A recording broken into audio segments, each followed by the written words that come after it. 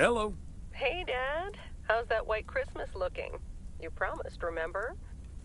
Meredith. Of course, it's coming down as we speak. Wait till you see it. Great. I knew you wouldn't let me down. My plane lands Tuesday at 5:30. Perfect. How will you get here? Will someone pick you up? Obviously. I've got the best chauffeur around. His name starts with a T and ends with Amos Weiss. All right, then. I hear he's the best in the business. I'll make sure he's there. 5:30 sharp. Oh, thanks, Dad. See you soon. 2 more nights, Em. Can't wait to see you. Same here. Say hi to Mom for me. Bye, Dad. Bye, Em. Have a safe trip.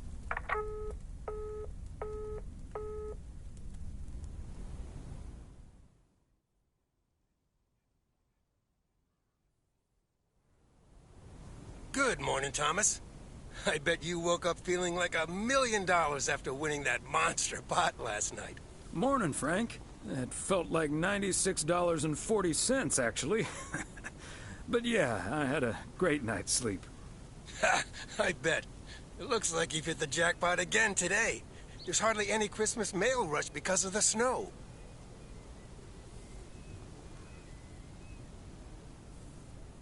Ah, that's a pity. I really don't mind being outside in the snow. Well, I do. Snow's for looking at, not for walking through. Take it easy out there today.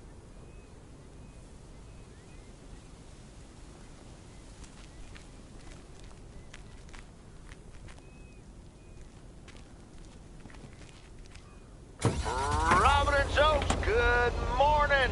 I guess I wasn't the only one that noticed all that white stuff lying around. I now have enough PO-positive pet peeves about snow to last me a lifetime. But don't let that stop you from calling in new ones. My answer machine can handle it.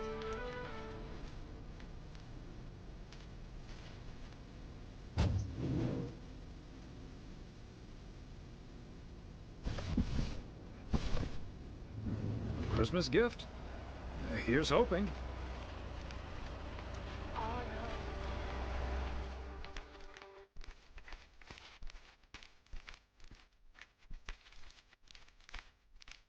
Hey, Beth. How are you on this fine day? Thomas, hi. Well, business as usual. Nah, I'm just joking. The situation is not that dire.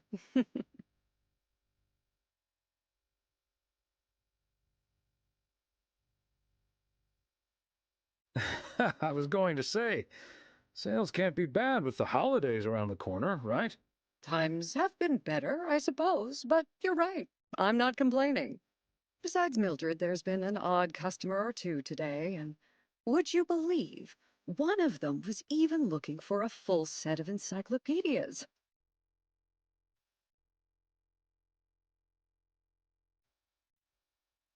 Never knew you had a clone walking around out there. Well, that certainly would be something, wouldn't it? There wouldn't be enough books to discuss or wine to consume. By the way, did you know that the world's largest encyclopedia was created in 15th century China and comprised about 11,000 books? Isn't that fascinating? Imagine having to load that into your car.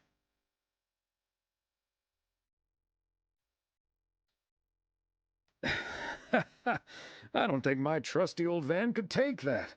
Or my bookcase, for that matter. Well, they do say a good book is easy to pick up, but hard to put down. Get it? How's Emily coming along with Christmas dinner, by the way? I can imagine she's pretty excited about Meredith coming over. So let me know if she needs any more cookbooks.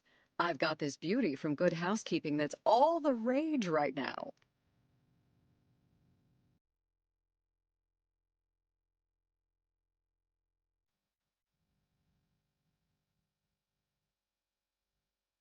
I'll be sure to ask her. But you know how Emily gets in the kitchen. There'll be so much food, we'll be eating stuffing all week. I suppose you're right. But don't you worry, I'll leave the cookbook. I have a feeling St. Nicholas has other things in store for you this year. Ha ha. Looking forward to it already. As well you should. And what does St. Nick have in store for you this year? Doing anything special? I'm flying out to Georgia tomorrow to spend Christmas with my Daniel and his wife for a few days. We're planning a Hawaii 5-0 marathon. It's my guilty pleasure, and luckily it's theirs too. Ah, Dano. Give him my best when you see him. And his wife, of course. I shall. Right. I better get back to it and get ready for the New Year's sale. I've been in a perpetual fight with my pricing gun lately, so I need all the time I can get. And good things come to those who wait. I'll bring over your presents later in the week. I hope you have a Merry Christmas Eve tomorrow, and give my love to Emily and Meredith. Will do. And season's greetings to you two.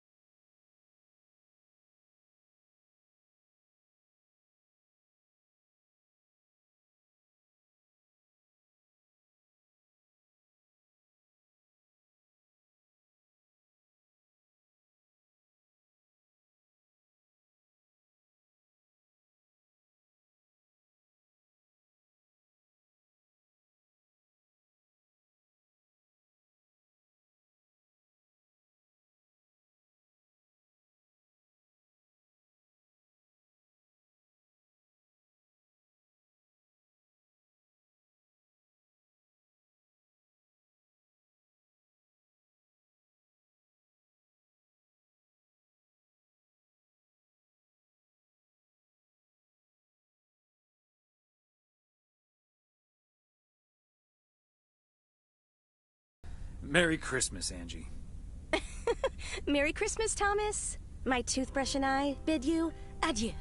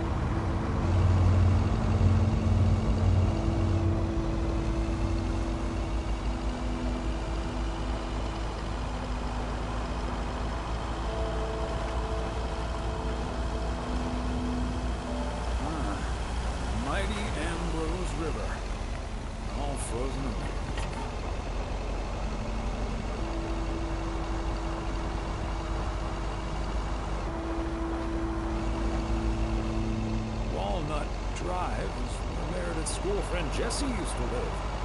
I remember once Meredith came home from school after learning about walnuts. She asked us if they were named after the street. Fancy handwriting on this one.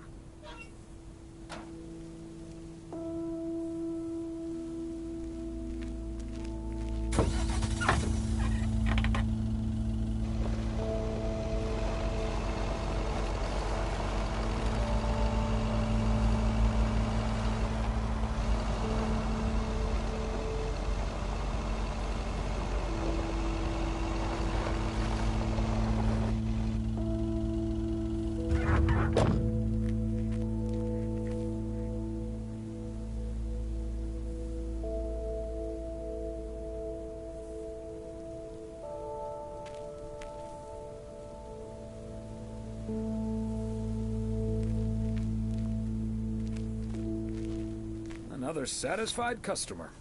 Unless it's Bill's.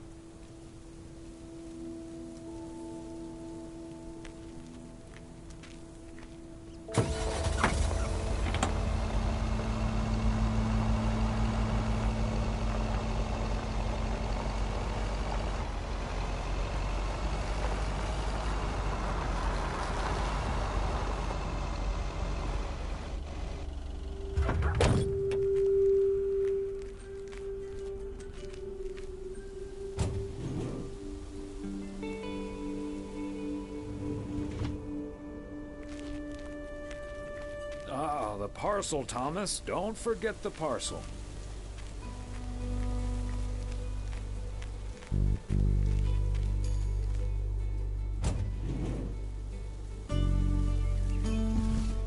Part and parcel.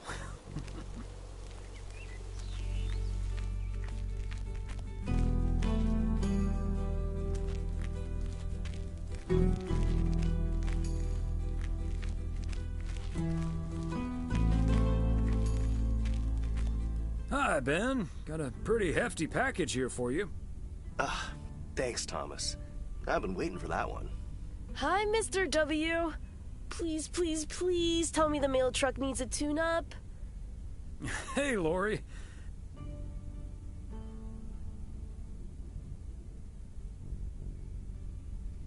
I didn't know you'd already begun working here. Weren't you supposed to start in January? Yeah, she pestered me into allowing her to start a week early. Already put snow tires on half the town's vehicles. At this rate, I can retire before the end of next summer. But this truck's fine, Lori. I gave it a checkup for Frank less than 10 days ago. Ah, are you sure there's nothing I can improve on the old, what do you call this thing again?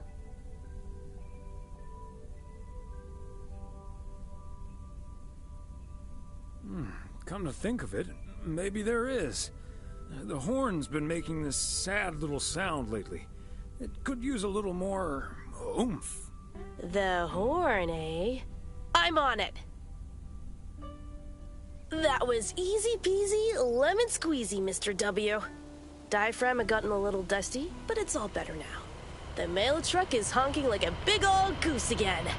Thanks, Lori. Come to think of it, I will be calling your truck the Goose from here on out. Big, white, wobbly, and with a honking great horn. Honk honk!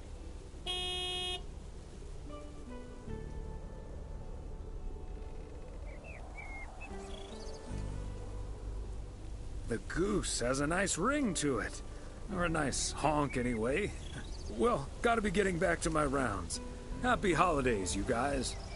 Thanks, Thomas. You too.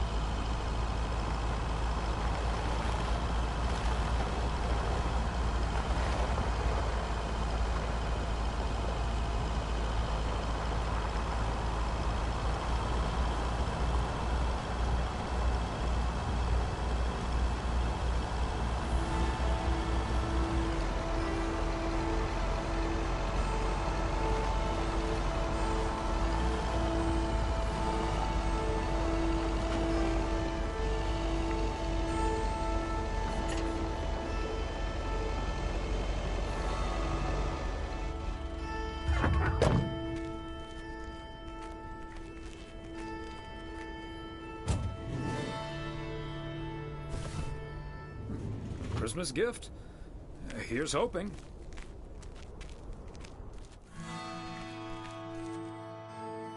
Hi there, Mr. Mailman.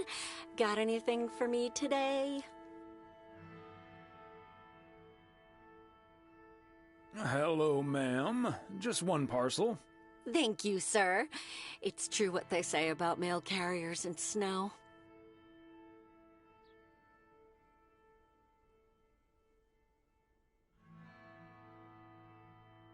You bet. Nothing can keep me from the swift completion of my appointed round. That too, of course. But I meant that the snow makes them look even more handsome in their uniform.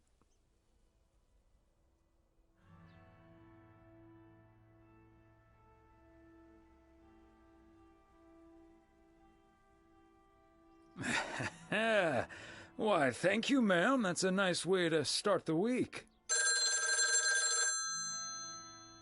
Oh, I better get this, honey. I'll see you tonight.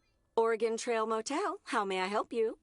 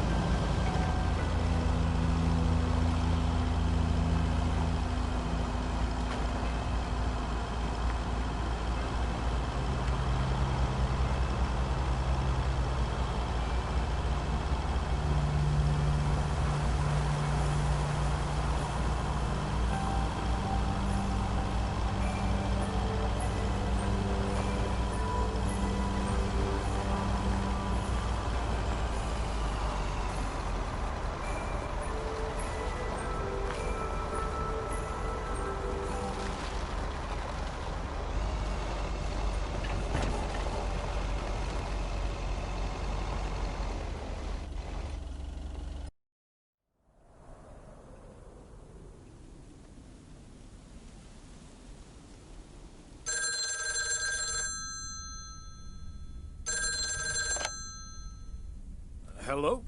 Hey, Dad. Meredith! Are you all packed for tomorrow? Meredith? Dad, I'm so sorry, but I won't be able to make it tomorrow.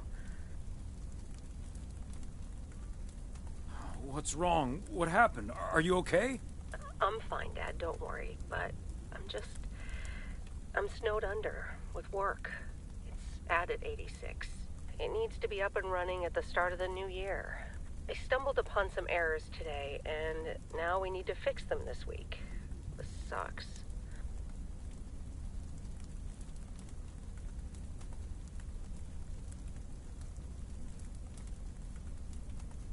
Yep, it sure does. Is that Steve guy pressuring you again? No, it's not Steve's fault. We've all worked so hard this year. Can't squander it all in the last week, right?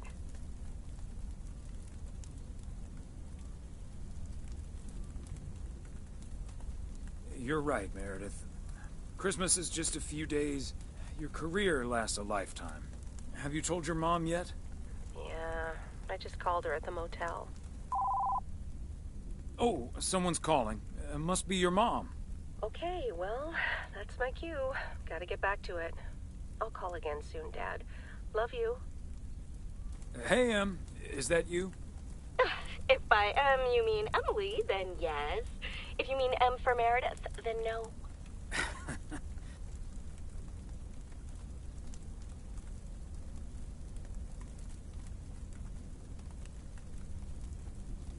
I just got off the phone with my other M, so I was pretty sure it was you. Oh, Thomas, don't joke around as if nothing's wrong.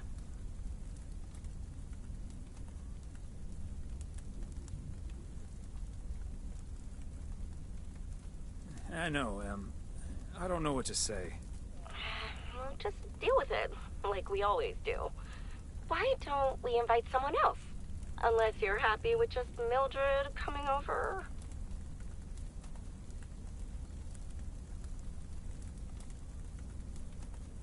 Just Mildred? You might as well go for rock bottom and ask Nancy to. Oh, yes. Oh, I'd love to hear them bicker about the cat food assortment at the general store. In any case, I'll call Beth and ask her again, too. And then I have to do a towel run, refill the vending machine, and vacuum the reception area. So it'll be a while before I'm done. I'll see you tonight, honey. Okay, Em. Drive home safe.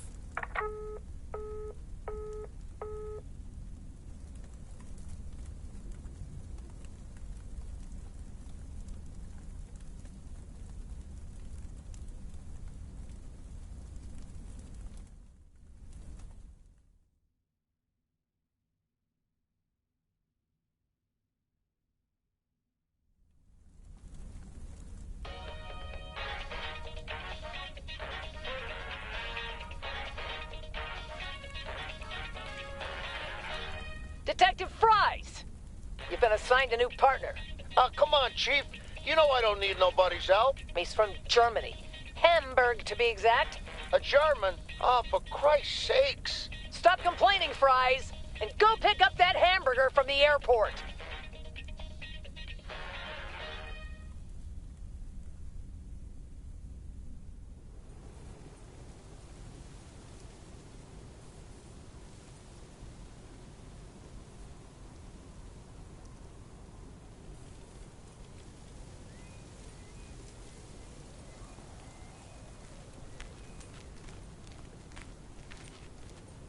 Morning, P.O. It's time for a different take on the snowfall. P.O. positive or pet peeve? Take it away, Charles. Jack, I'd like to respond what Cheryl said about the snow yesterday. Sure, it makes everything nice and quiet, but we can't forget. My mind must be on Christmas break already. I forgot the package.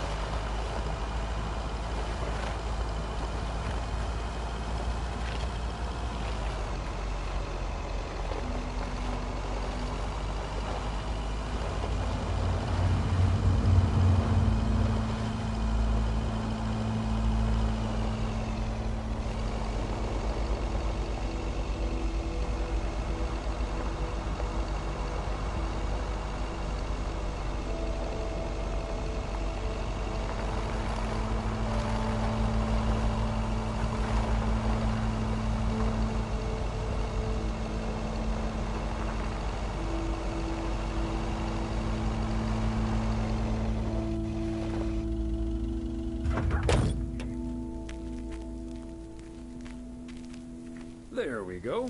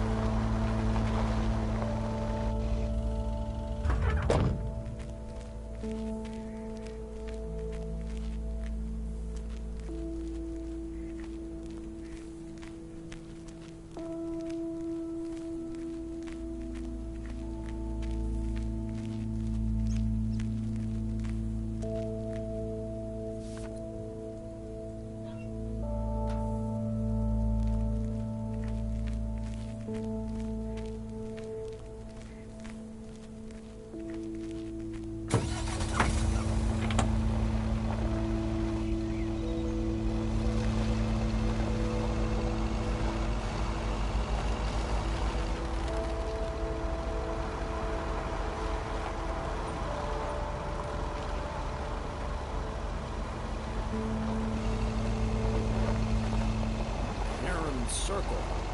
Feels like I'm going round in circles sometimes.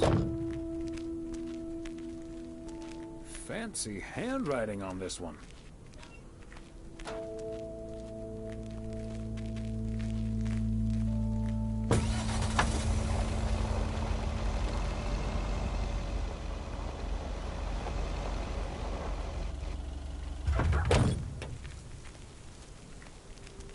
Another satisfied customer. Unless it's Bill's.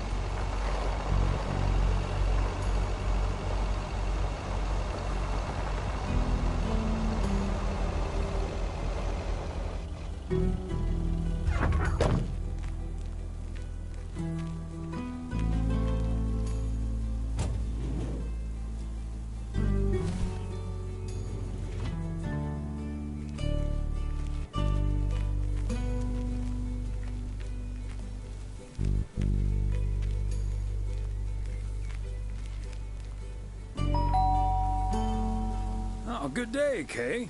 Hi, Thomas. I've got a parcel for you. Thanks. I'm sure Santa will be happy this arrived just in time. Anything I can do to help the old man out. How are things with the family? Good. Good. Really looking forward to the holidays. I've been making Grace this great big space station out of ply. It's coming together really nicely. And Barry is getting Max a second-hand guitar as we speak. Oh, that sounds great. I'm sure they can't wait for Christmas. Neither can I. What about you and Emily? Got anything special planned for the coming days?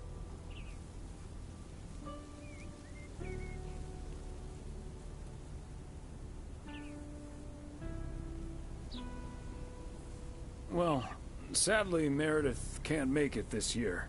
Right.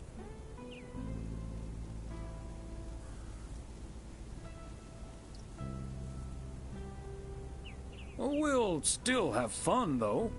I'm sure. Well, I'd best get on. I have to check on the oven. Or Santa will have to eat charcoal when he stops by tonight.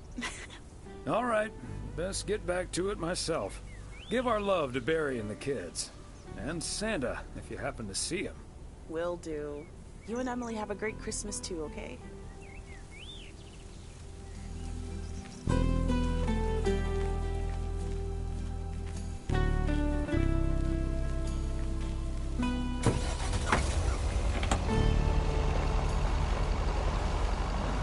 Is that much Christmas lighting really necessary?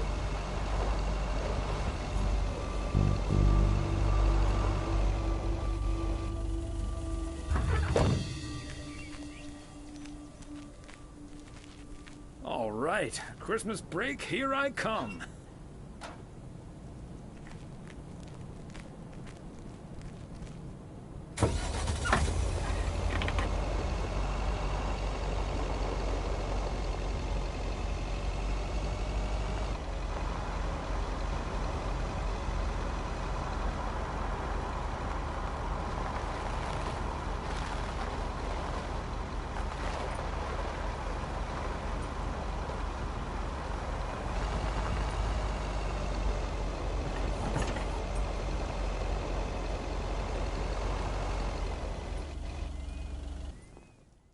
Hey, Thomas, do you think it'll ever stop snowing?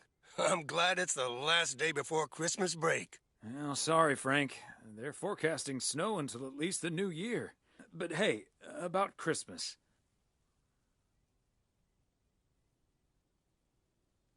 Meredith bailed on us, which leaves us with a bit more food than we can handle.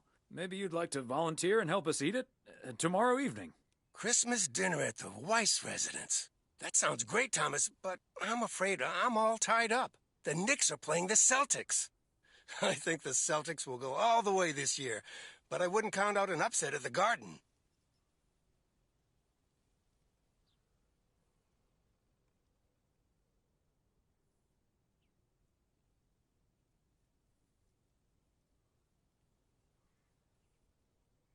Don't get your hopes up.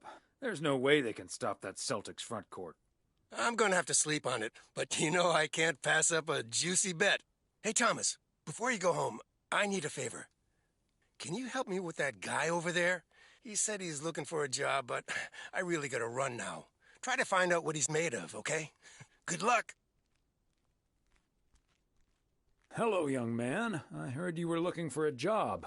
My name's Thomas Weiss, and I've been working for the Postal Service for nearly 40 years. Hi, I'm Matt Kearney. I'm glad someone finally showed up. Nice to meet you, Matt.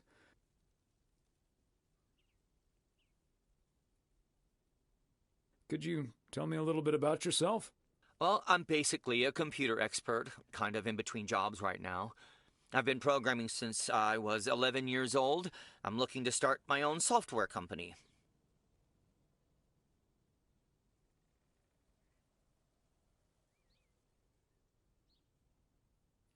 That's great. So you want to save up some money to start your own enterprise one day? Bingo. I'm already working on it at home, and whenever I have time in my schedule.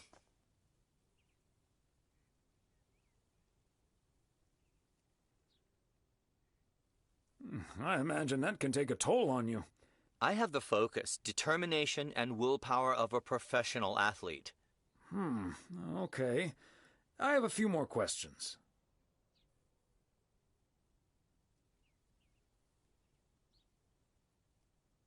Do you enjoy working with customers? I think everyone would enjoy someone who skips the small talk and gets the job done as soon as possible.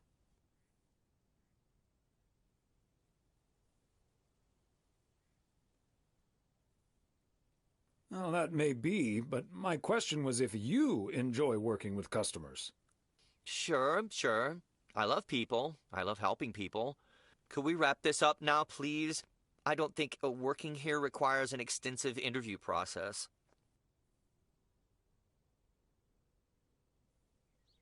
I'd like to ask one more question, actually.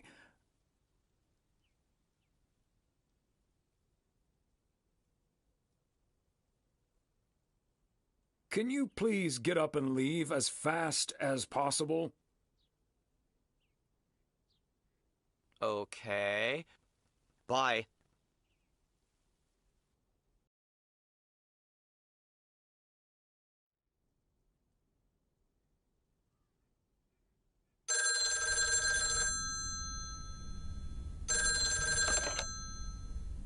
Yep, hello. Hey, honey, it's me. Finally found time to call. Having such a busy day. Did you invite anyone else over for tomorrow? Yes, I did, but no takers. So it's just you, me, and Mildred. Or is Beth coming as well? Yeah, Beth is coming. So happy I could finally change her mind. Nice work.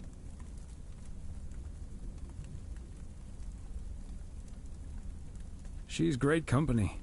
As opposed to Mildred? No, this is not funny. Mildred is a sweetheart. And you better wear the Christmas sweater she knitted for you last year.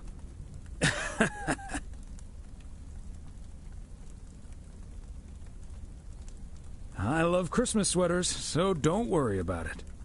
Great. So I won't be the only one looking stupid. Oh, by the way, I've got great news. We finally found someone to take some shifts off my hands. That's fantastic. No more 60-hour work weeks.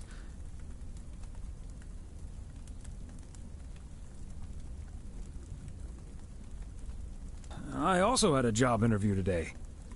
I wasn't at the interview, but I was introduced to him after he was hired.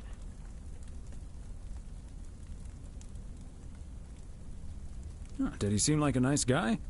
I don't know. He didn't say much. His name is Matt Kearney. He said he's going to completely overhaul our computer system. That's the guy I interviewed this afternoon. Really? Did you like him?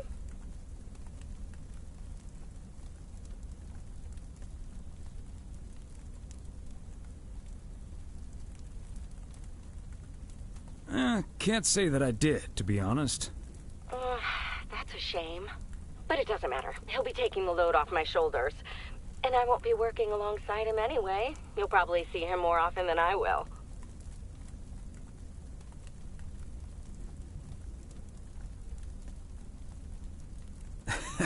You might be right about that.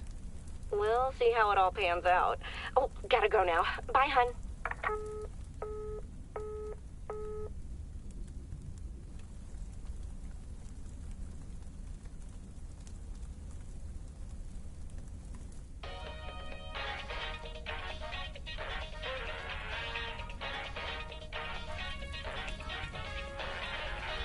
Guten Tag. I am Klaus Kartoffelkanoodle. You must be Jimmy, my new partner. We will be the best team in the district. Where is the cop car? Let's catch some crooks. You don't like to talk much, Jimmy? I need a friggin' coffee. Yeah, coffee and your real donuts. I love it.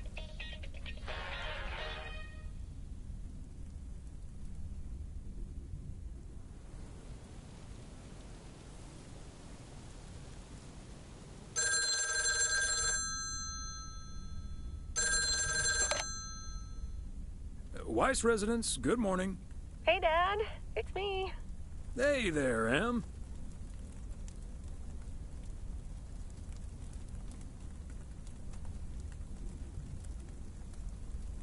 Merry Christmas. Thanks, Dad. Merry Christmas to you, too. I wish I was in PO right now.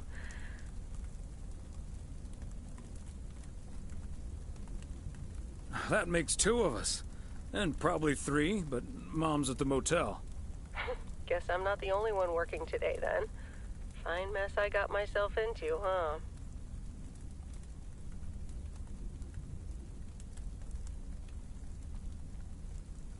Do you want my 2 cents, or shall I just listen?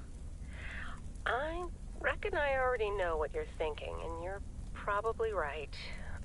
I'll be okay, Dad. Work's progressing nicely, actually. And Tess is coming over later. She's also stuck here. We're going to try to cook up some semblance of a Christmas meal. Well, that's good to hear, Em.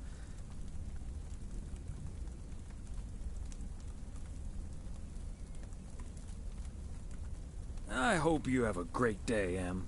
Thanks, Dad. You too. Don't forget to leave some room for Mom's lemon mashed potatoes.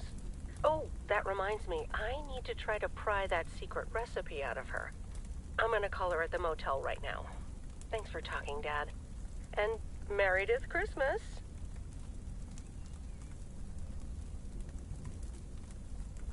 Missile Thomas wishes you the same. Oh, I did not hear that. Love you.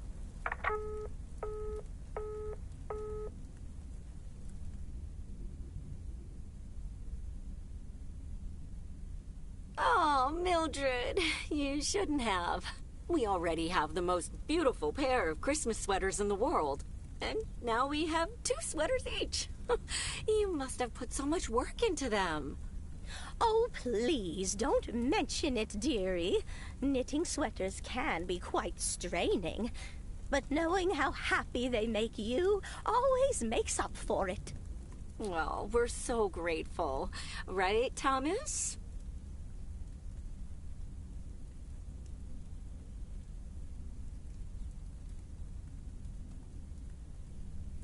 They're beautiful. Thank you so much, Mildred.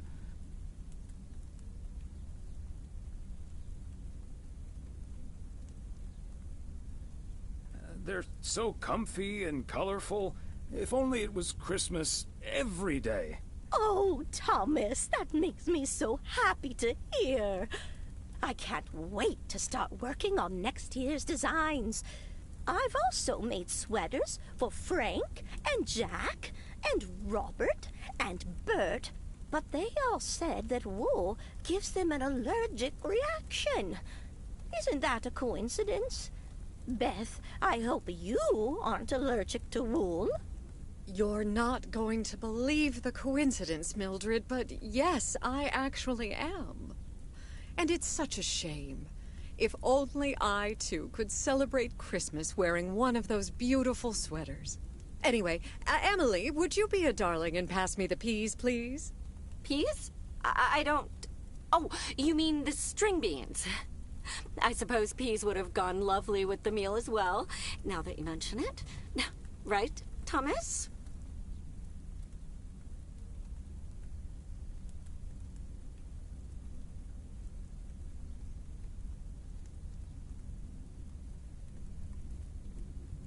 Peas, beans, it's all green to me. Oh, yes, of course. I meant the string beans. Of course, silly me. But let me get on with it. It's time for my presents now. And you may have already guessed that they're books. Mildred, why don't you open yours first? Well, I'm not really one for presents, but I appreciate the gesture. Let's see now. The Cat's Pajamas. I've never heard of it, but it has a nice title, I suppose. It's an encyclopedia about cats. A Whiskerpedia, if you will. Someone drew my attention to it, and I immediately thought of you. Oh, well, isn't that lovely? Such a heartfelt gift. Isn't it, Thomas?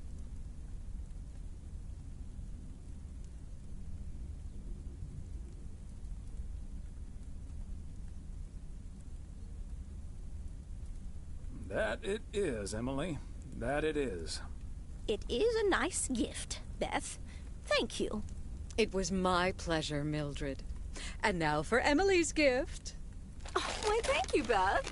I do always appreciate your taste in books, so I'm looking forward to The Countess and the Carpenter. Ah, would you look at that? Is this a romance novel? I've never really read one of those. Right in one guess, Emily. I hear the writer Summers here, so this book is locally sourced, so to speak. And, dare I say it, the prose is quite compelling in the romance department, if you catch my drift. I think I do. Beth, you are something else. Thank you. This will certainly get a nice spot on our bookcase.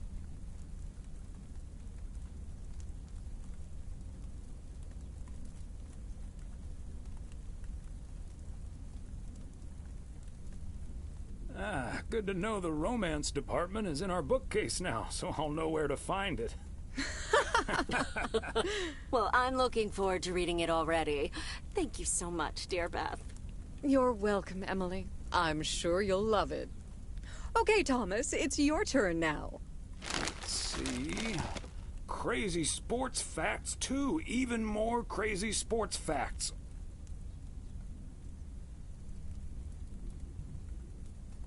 Whew, boy, I love this stuff. I'm actually reading part 1 at the moment, so I can tuck into this straight after. Thanks, Beth. You're welcome, Thomas. And you're right, there's some fascinating tidbits in part 1 as well. Even if one no longer actively plays sports, it's at least fun to read about it, right?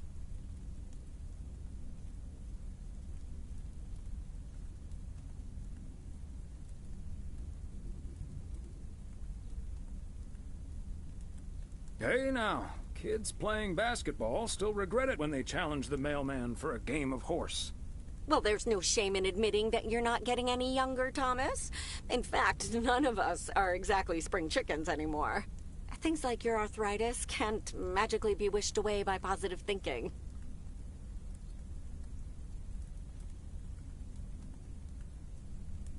Who's up for some blueberry pie? Speaking of blueberries, my bridge partner, Edna's niece, discovered this mole last week. Hold that thought, Mildred. I really need to take this. Hello? Hi there. Could you put me through to Meredith Weiss, please?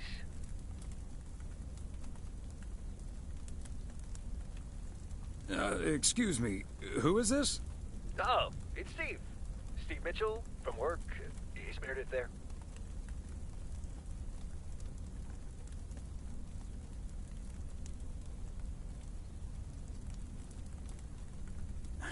Do you understand that people are celebrating Christmas right now? Wait, what? Christmas? Oh my gosh. I'm sorry to bother you. Is it Christmas already? Gosh, I totally missed that. I've been pulling a couple of all-nighters. I'm gonna splash some water on my face. Sorry again, Mr. Weiss. Enjoy your evening. Bye. Merry Christmas. Everything okay, honey?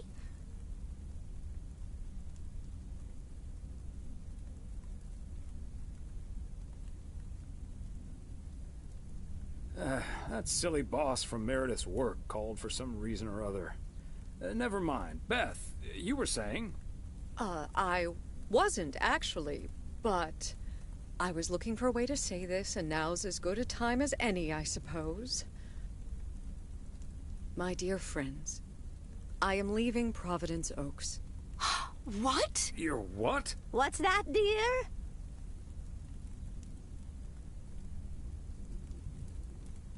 Why?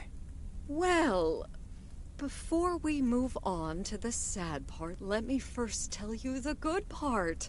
Ladies and gentlemen, I am going to be a grandmother. Oh, Beth, that is amazing. Well, I'll be. Whose mother? I mean...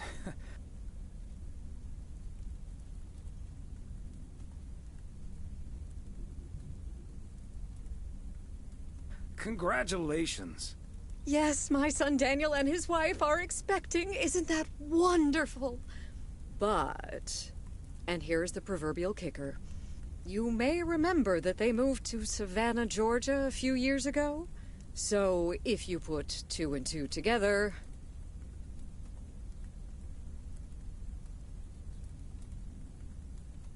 You're moving away to be with them. That's great, Beth. I'm so happy for you. That is marvelous, Beth. Congratulations. I wish you and your family all the happiness in the world. But I'll miss you something terrible. We all will. But we have to toast to the good news. Thomas, go pour us some brandy and I'll get the pie. Oh, Thomas, would you have any antacid? That eggnog is starting to stir up something indiscreet. On it. Now, let's celebrate this wonderful evening, ladies.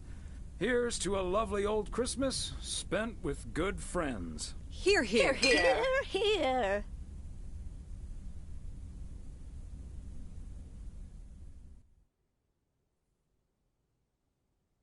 Hey, Thomas. Did you see the game last night? Morning, Frank. Nope. We had our Christmas dinner. What happened? The Celtics were up by 25 in the third quarter, but they still lost the game in double overtime.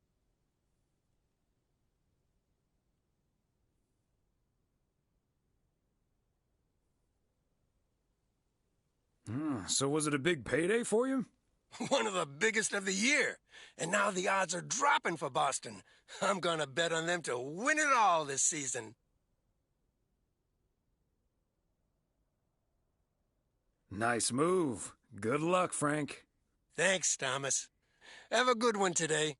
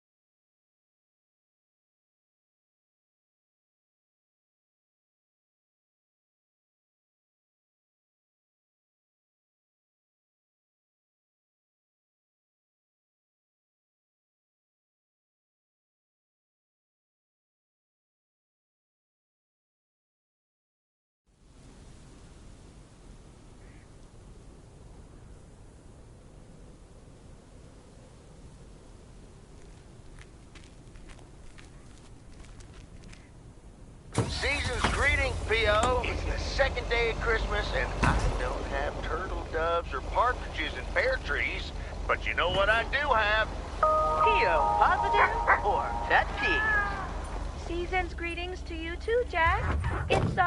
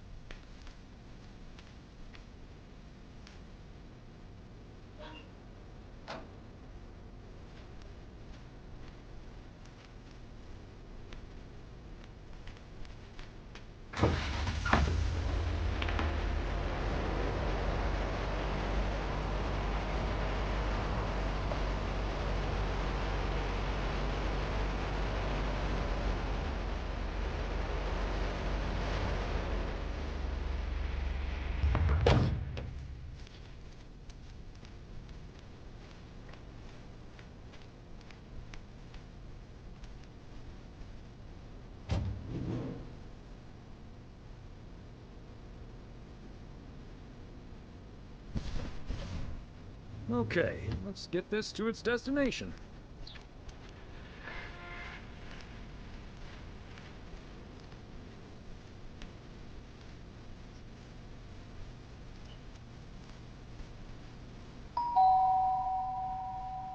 Kovacs family always heads to Arizona in the wintertime. And who can blame them?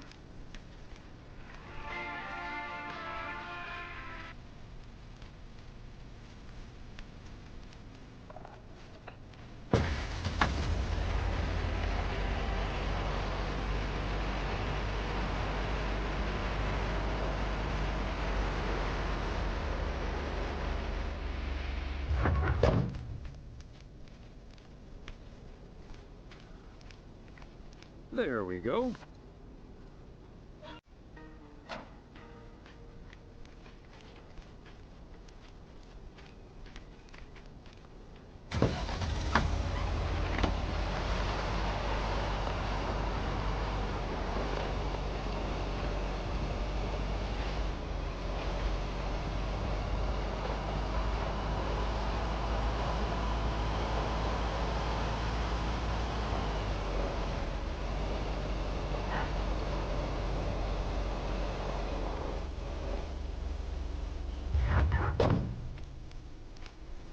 Somehow it's always nice when our neighbors get a letter.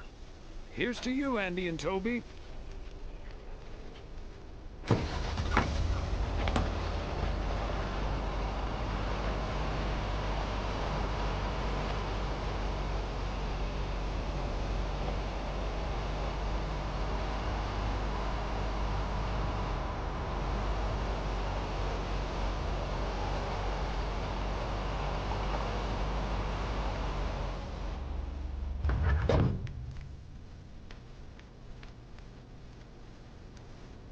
Fancy handwriting on this one.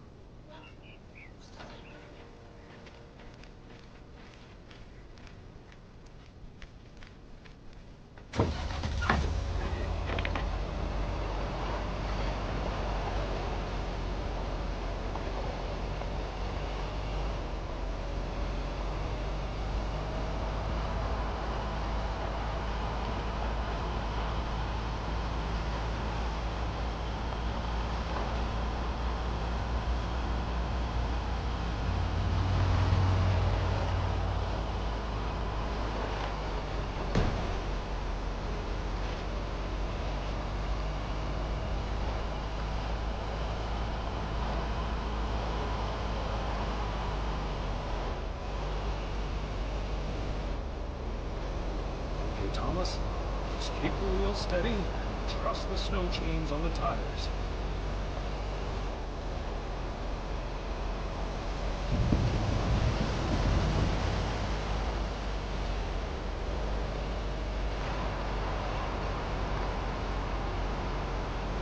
I'm reminded of our honeymoon in Niagara Falls all those many years ago. Oh, silly me. I forgot the package.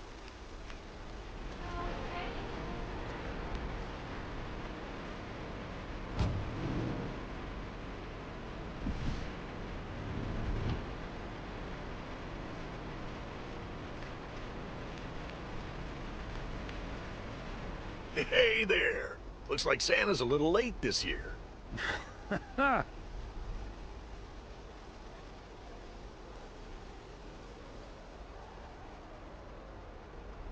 If you keep ordering heavy parcels like this, Santa might just skip your house altogether. Oh, sorry, Thomas. Let me give you a hand. That must be the fire pit I ordered. Now I can finally go ice fishing without freezing at the same time. Ice fishing. That sounds like a nice adventure. Well, you're in luck. Bert's out of town, so I could use someone else to talk to. Not that Bert talks that much. How about it? Tomorrow evening? Sure, let's do it. But you better make sure that fire pit is working. Perfect. I'll bring all the gear, but feel free to bring some booze. Hey, did you have a nice Christmas, by the way?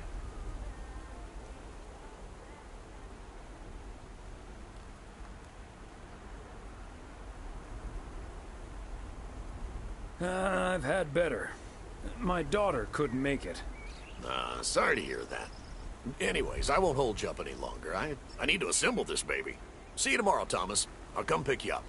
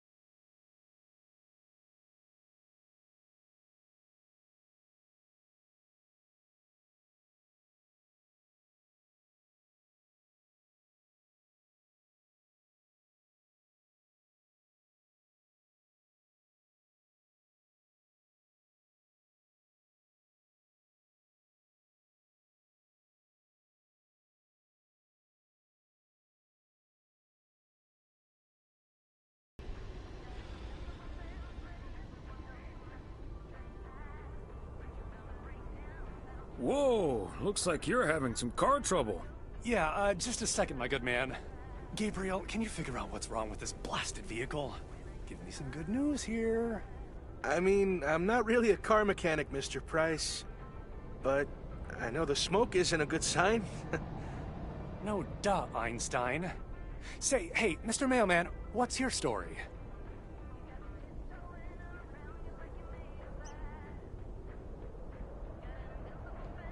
Wait a minute. Aren't you Connor Price? KNW6 News? In the flesh. Are you a regular viewer? Absolutely. I like to catch up on the local goings-on right before reruns of Fries and a Hamburger. I see. And is yours a Nielsen family? With an odometer and everything?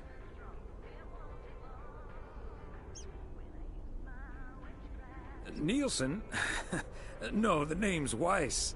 Then how does that help me? Huh? Gabe, if you don't know what you're doing, then why on God's green earth are you fiddling around with that engine? Just thought I'd pop open the hood, Mr. Price. What with the smoke and all? It needs to vent. Needs to vent, huh? Never have I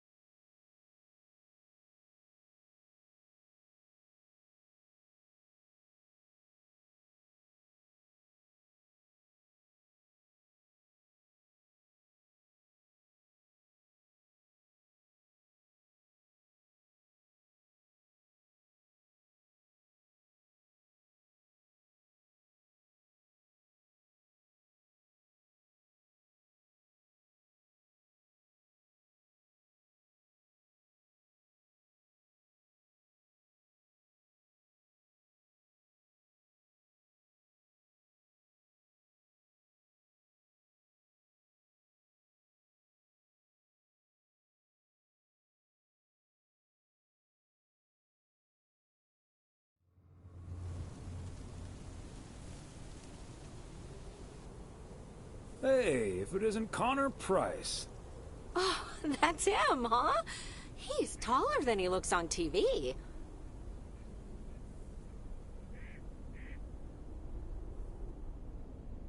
Let's hope he's in a better mood now. He was really quite rude to me earlier. Wow, sounds like a real jerk.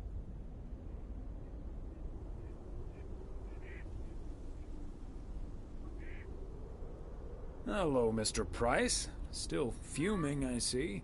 Well, hey there. Good to see you, man. Yeah, I guess smoking is a slightly healthier way to blow off steam. Especially since we've had a bit of change of plans. Oh, hi, ma'am. I don't think we've met. Connor Price, KNW6. Welcome to the Oregon Trail Motel, sir. Better get to work, honey. I'll see you tonight. Okay, what's up with her? Christmas hangover?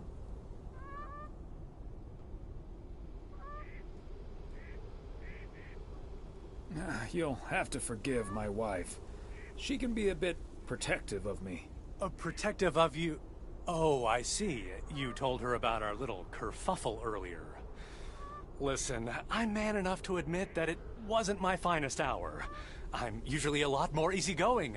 In fact, the Willamette Week once called me one of the most likable faces in local broadcasting. That's quite all right. Water under the Bear Creek Bridge, as far as I'm concerned. Well, when my car isn't breaking down during a tight shooting schedule, I'm a pretty swell guy. Believe me, that's the price guarantee.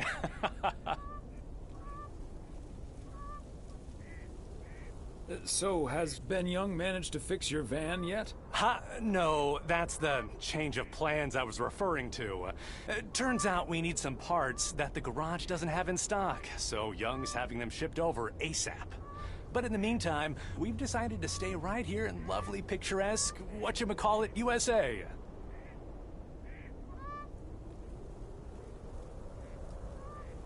But weren't you supposed to be shooting something in Melville? Yeah, well, to be honest, all these little villages look pretty much the same to me anyway. See, we're supposed to be shooting some remotes on local end-of-year festivities and such. A grand kickoff to our special series on small-town American life. And it doesn't really make much of a difference if we start here or in freaking Melville.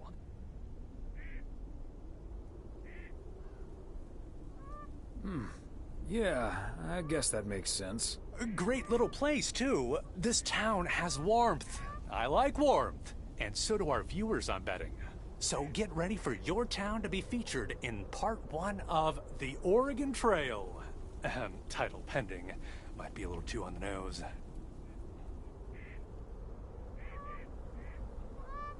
That is the same name as this motel. So I guess it isn't particularly original. My wife works here as a receptionist, but she's not the one who named it. See, this is what I'm talking about. Real conversations with real Americans, right? But as fun as this is, I should be turning in. The three of us each got our own quaint little room. Mine's non-smoking, unfortunately. Still beats Gabriel's. His doesn't even have a TV. Can you believe it? Yes, I think I can. Anyway, great banter. See you around, my main mailman. Bye.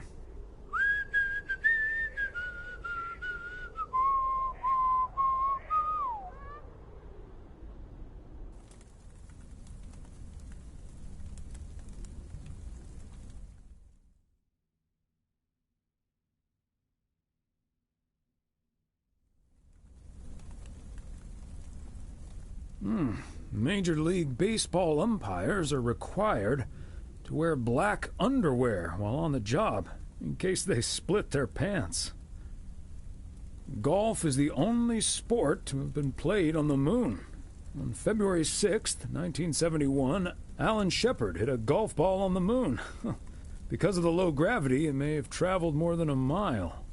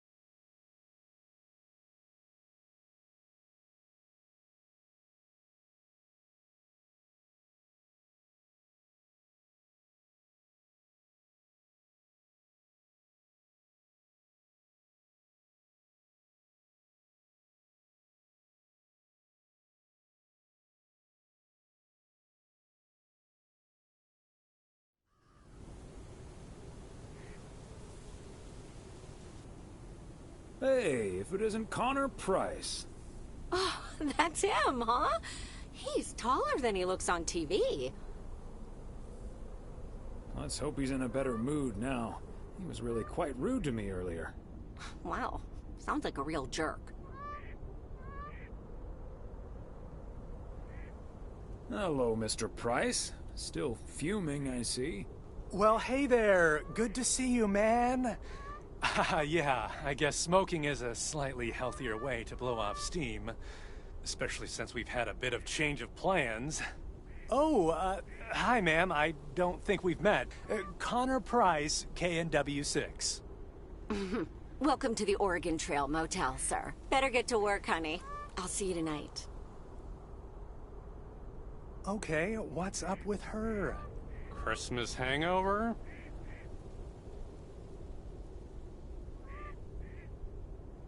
No, it's just that I told her about our earlier meeting. Oh, I see. Yeah, about that. Listen, I'm man enough to admit that it wasn't my finest hour. I'm usually a lot more easygoing. In fact, the Willamette Week once called me one of the most likable faces in local broadcasting.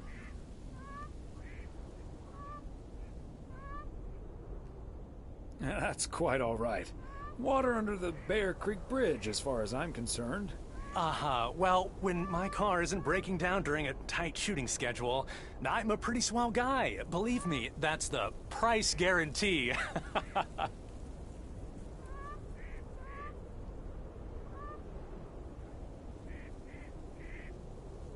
So, has Ben Young managed to fix your van yet?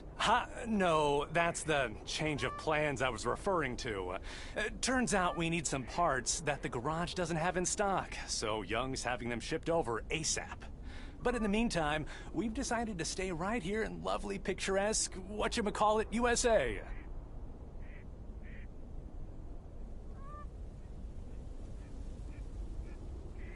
But weren't you supposed to be shooting something in Melville? Yeah, well, to be honest, all these little villages look pretty much the same to me anyway. See, we're supposed to be shooting some remotes on local end-of-year festivities and such. A grand kickoff to our special series on small-town American life. And it doesn't really make much of a difference if we start here or in freaking Melville.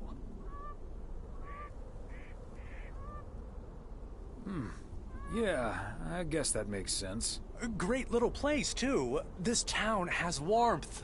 I like warmth. And so do our viewers, I'm betting. So get ready for your town to be featured in part 1 of The Oregon Trail. Title pending. Might be a little too on the nose.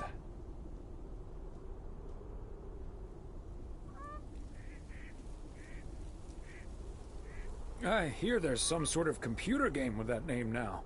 Though I don't really know much about computers, that's more my daughter's area of expertise. See, this is what I'm talking about. Real conversations with real Americans, right? But as fun as this is, I should be turning in. The three of us each got our own quaint little room. Mine's non-smoking, unfortunately. Still beats Gabriel's. His doesn't even have a TV. Can you believe it?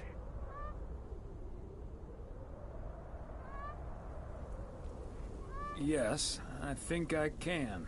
Anyway, great banter. See you around, my main mailman. Bye.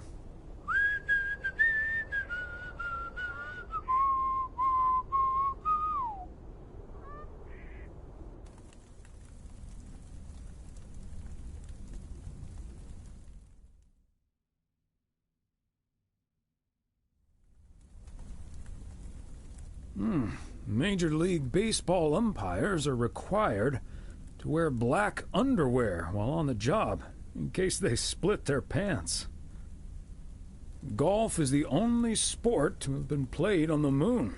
On February 6th, 1971, Alan Shepard hit a golf ball on the moon. Because of the low gravity, it may have traveled more than a mile.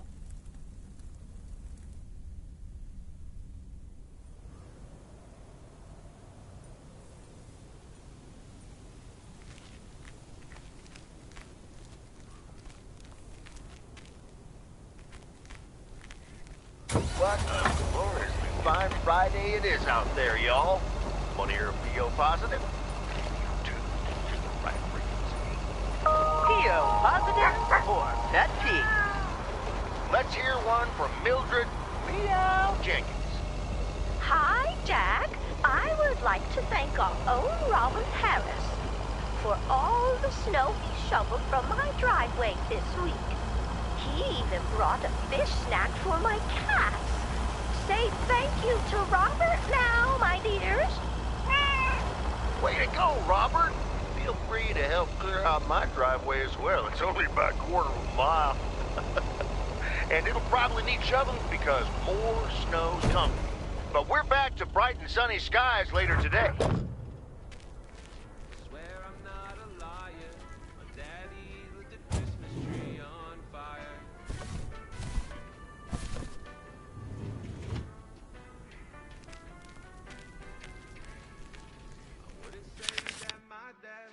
Much more than most.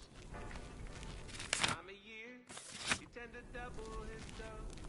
I'm not saying it's wrong, and I'm not saying it's right. And yet another satisfied customer. Oh, it's a funny story. At least it is to me.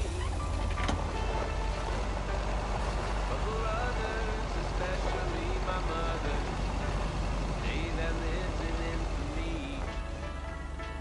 Swear I'm not a liar. Daddy lit the Christmas tree on fire.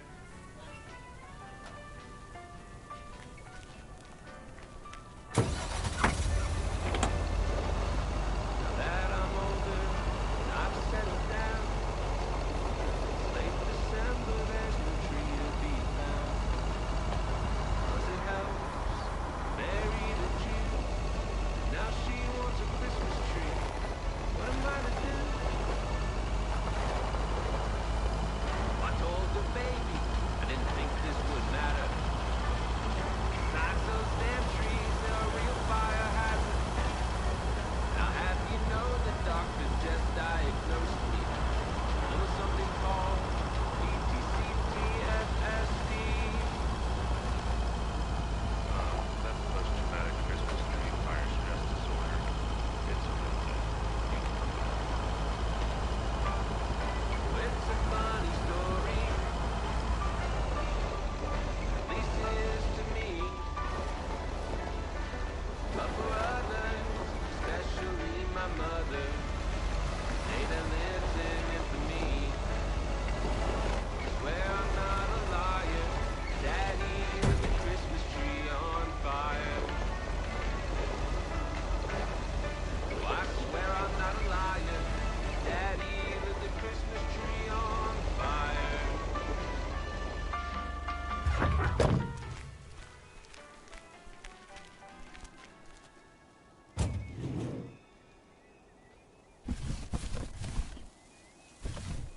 Part and parcel.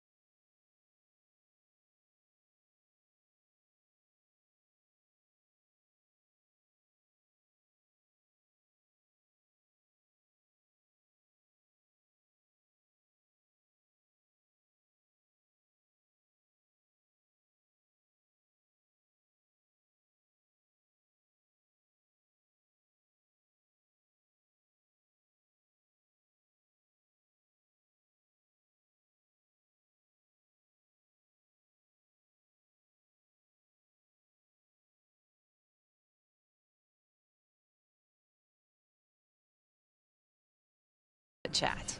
He can help us out, Ilsa. No one knows the town like a mailman. Right, Mr. Weiss?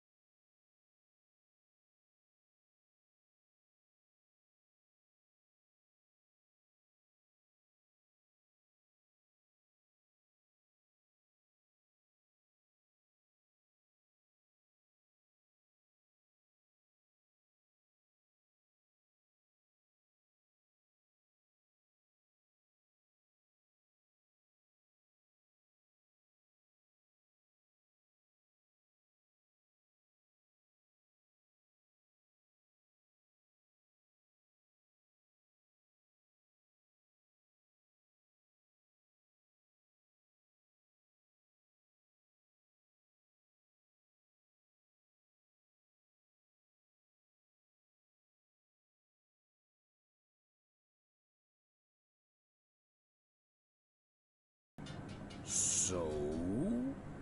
Wait. You had the Connor Price experience the other day. Have you recovered yet? I actually encountered him outside the motel yesterday evening.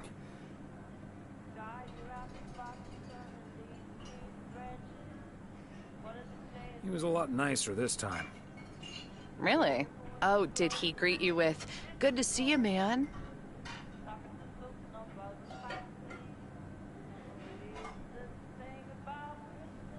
I don't recall.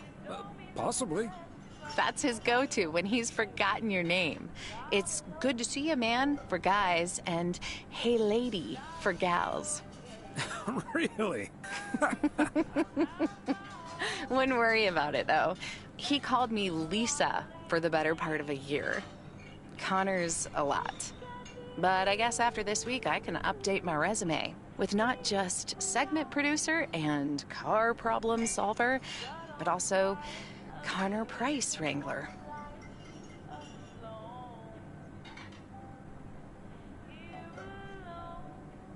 It must be a little weird being stuck in a strange town with two colleagues. Guys you probably don't even know that well. I know I wouldn't last a day in the same situation with my colleague Frank, and he's a friend. It does take some adjusting. But Gabe's a big old puppy dog, at least. He's as uncomplicated as Connor is complicated. So, that's a welcome antidote. Well now, Sounds like someone is getting a little warm under the collar for our Gabriel. Just between you and me, honey, I have a hunch that feeling is more than mutual.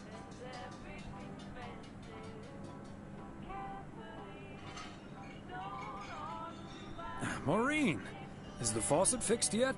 All I know is, I just spent 5 minutes with our knight in the kitchen, and during that time, he mentioned Ilsa about 12 times. Really? Well, Faucet's all better now, Mo. And we should be hitting the road right about now. Right. Thanks, Maureen. Nice talking to you, Thomas. Bye now, folks. Be sure to check in again soon, you hear? Huh, these TV folks sure know how to liven things up, don't they? Indeed, Maureen.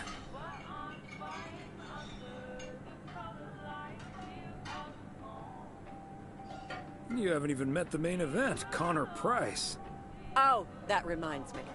You know about my little New Year's Eve shindig, right? I'm counting on you and Emily. We'll party like it's 1986. Because it will be.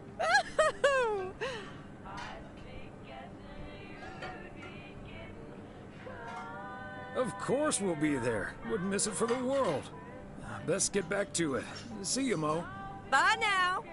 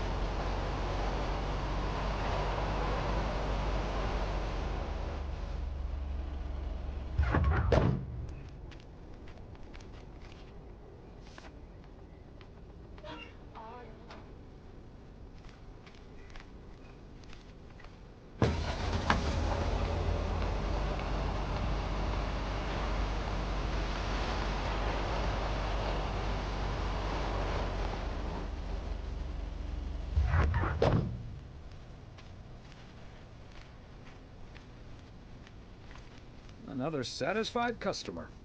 Unless it's Bill's.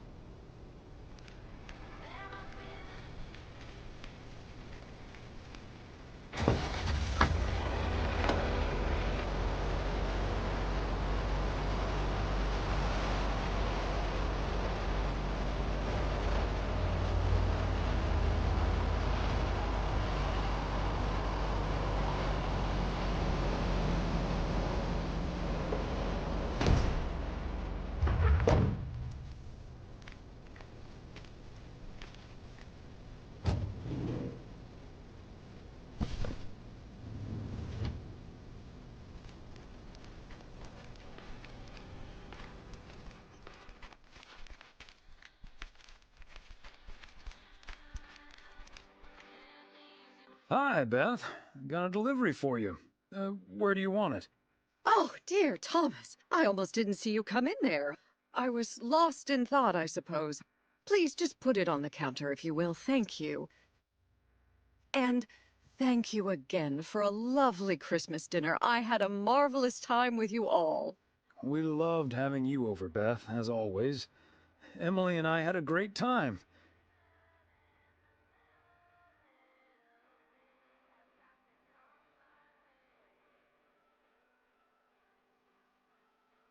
But about that news of yours. I was afraid it would perhaps put a dampener on the evening, but I was happy we could celebrate together nonetheless.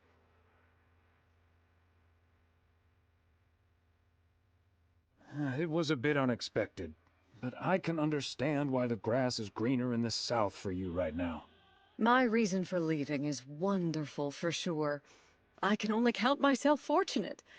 And I wouldn't miss a thing now that the little one is on the way.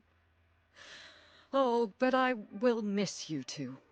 As Helen Keller once wrote, so long as the memory of certain beloved friends lives in my heart, I shall say that life is good.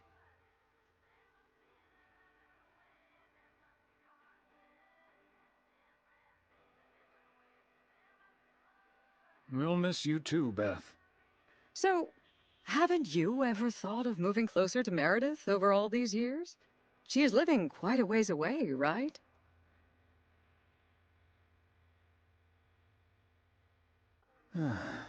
Thought about it? Yes. Your news has put things into perspective, I suppose.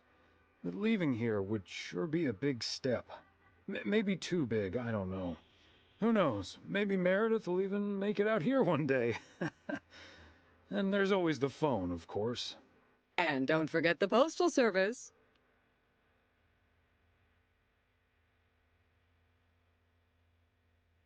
Binding the nation together.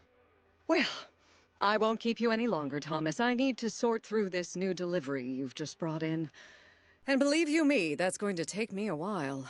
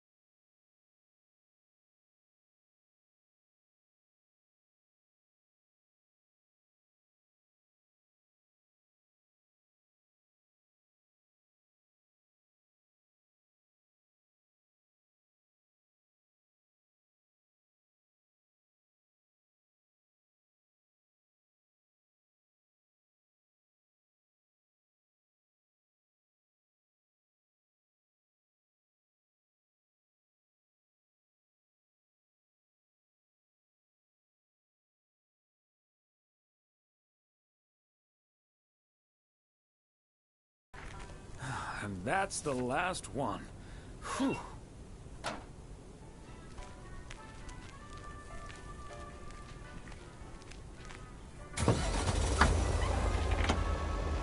The night before the big day, I could barely sleep. House was so quiet, I could hear my heartbeat. Then I heard a rumble. I wondered, oh, could this be famous Batman coming down the chimney? I cracked open my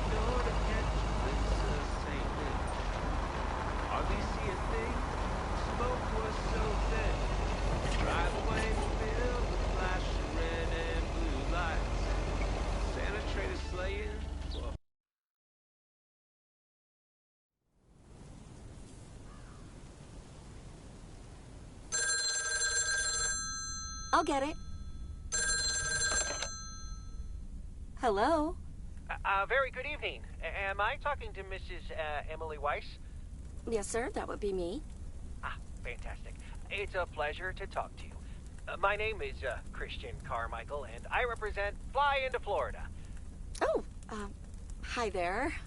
I have great news for you, Mrs. Weiss. It's been a while, but do you perhaps remember entering into our Fly into Florida sweepstakes? Now that you mention it, I think so.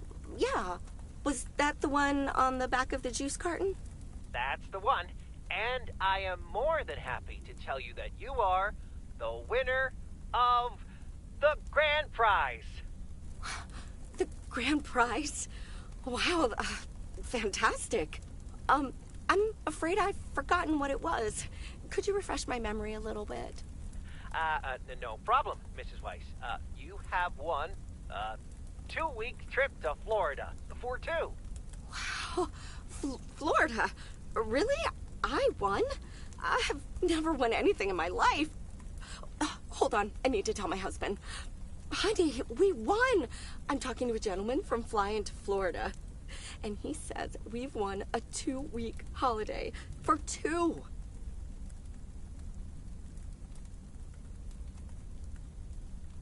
Get out of here. Florida? Wow. Isn't it great? We're so happy. Thank you so much. You're very welcome. You've got plenty of time to let it all sink in. Next, we'll be sending you an extra special envelope. It will contain a confirmation letter, airline tickets, hotel tickets, and I totally forgot to say this earlier, a $500 check covering any additional expenses. Wow. I can't believe this is happening. Well, it most definitely is, Mrs. Weiss. And we'll be making sure you both have the time of your life. There's one thing I must stress. The dates can't be altered. So if you have plans for the first 2 weeks of September, this would be a great moment to change them. And I hope this answers all of your questions for now. Congratulations on winning. And we look forward to seeing you fly into Florida.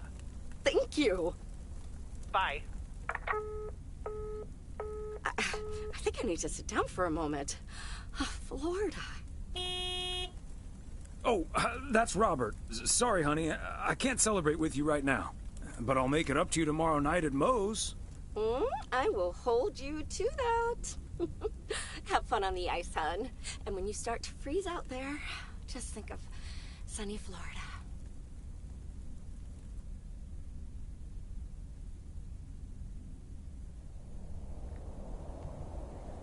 Ooh, boy.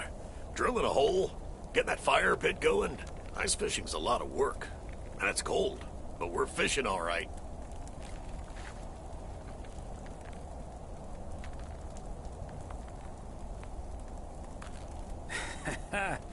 Great stuff, Robert.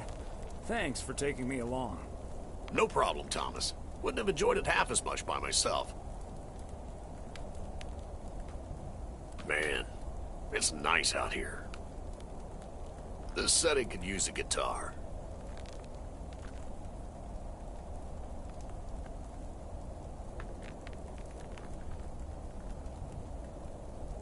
Yeah, some guitar tunes would sound nice right now. It'd be a shame to disturb the peace now, though. Hey, what was Emily going on about when I picked you up? You guys are going to Florida? Yeah. Apparently, we won a 2-week trip. Wow, congrats. Not that Florida's my cup of tea, if I'm honest.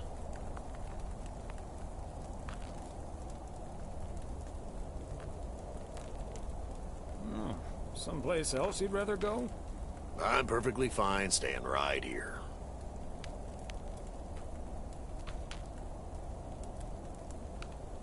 And you're probably perfectly right, Robert. Yeah, I'm not always perfectly sure about that. Could be that I'm a little stuck in my ways. But at least I'm not desperately looking for the one, you know?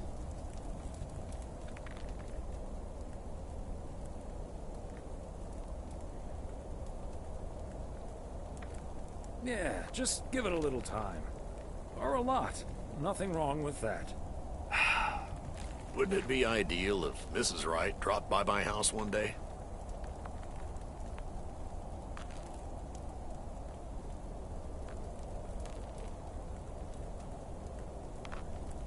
Certainly. And also quite improbable. But you never know. Let's drink to that. Would be a shame if Emily filled that flask of yours for nothing.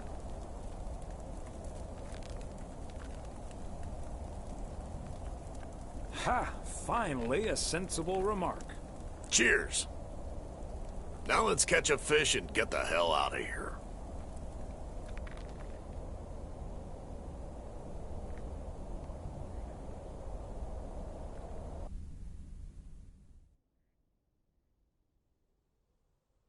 Hey, Thomas, do you have a minute? Sure, Frank. What's up? Listen, I just got a heads up from one of my buddies at HQ. He said Walter Morgan left for PO with tires screeching. I need to lay low for a while. If you see him, you haven't seen me, okay? Gotcha, Frank. Don't worry about him. Holy crap! Morgan's on the premises! I'm not here. Good morning, Mr. Weiss.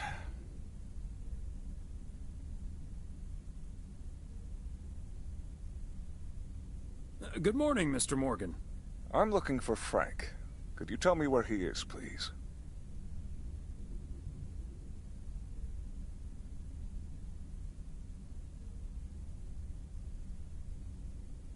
Frank?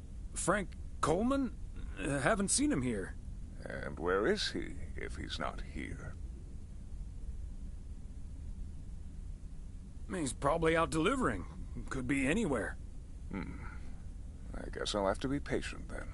We received a report that a man with a mustache dressed in a light blue shirt was offering illegal fireworks to people in the postal office parking lot.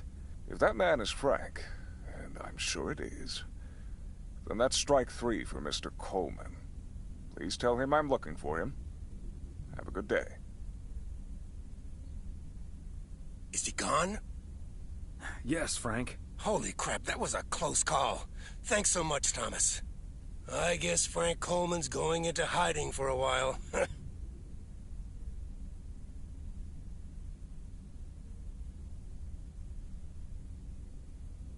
Frank, don't you think it's better to just come clean? Don't worry about it. It'll blow over like always. See you Sunday evening. I guess we'll have to play poker with the curtains closed.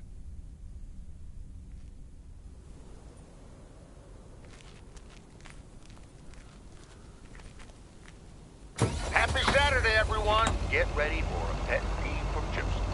PO positive or pet peeve? Jack, I've been watching that TV series everyone's been waiting for. What's it called? The Hamburger with Fries? I expected a charming sitcom like Bon Appetit, but instead got treated to a lousy mix of mediocre puns and gratuitous violence. If this is where TV shows are heading, then I'm heading the other way. Oh, boy. Well, I'll bet you'll have the road all to yourself, Joseph. On to the weather. We're starting the day sunny, but we'll have lots of snow for you folks later on. Enough talking. Here are some tunes. It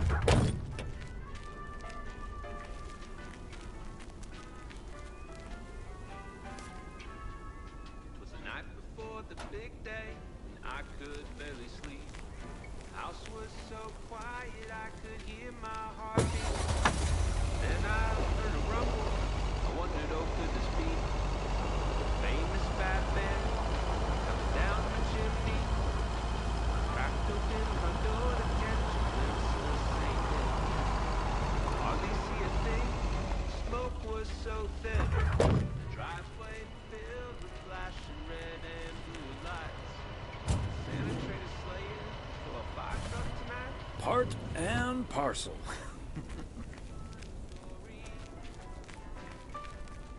At least it is to me. But for others. Yet another heavy package for you, Ben. Let me take that off your hands, Thomas. You know I feel guilty enough as it is. Having you lug around those car parts week in and week out. That's the job, Ben. Neither snow nor rain nor heavy packages Stay these couriers from the swift completion of their appointed rounds. I'm serious, though. If you don't mind me saying, you're getting up there. Ever think of hanging up the old coat and bag?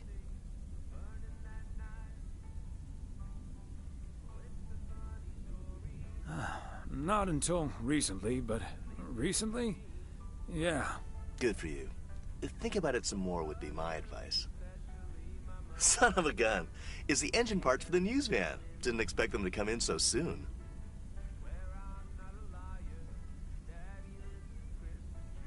No, that's great. Now they'll be able to roam around PO for their report. Yep. With any luck, that thing will be up and running before the end of the day.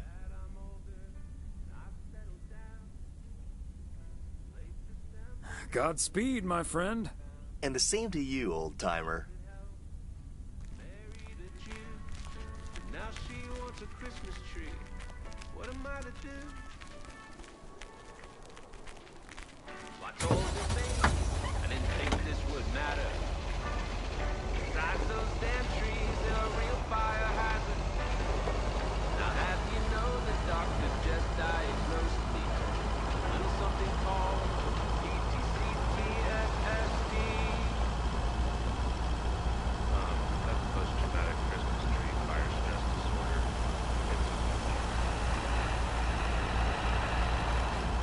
It's a funny story. At least it is to me. But for others, especially my mother, the day that lives in infamy. Fancy handwriting on this one. Daddy with the Christmas tree on fire. Oh, I swear I'm not a liar. Daddy with the Christmas tree on fire.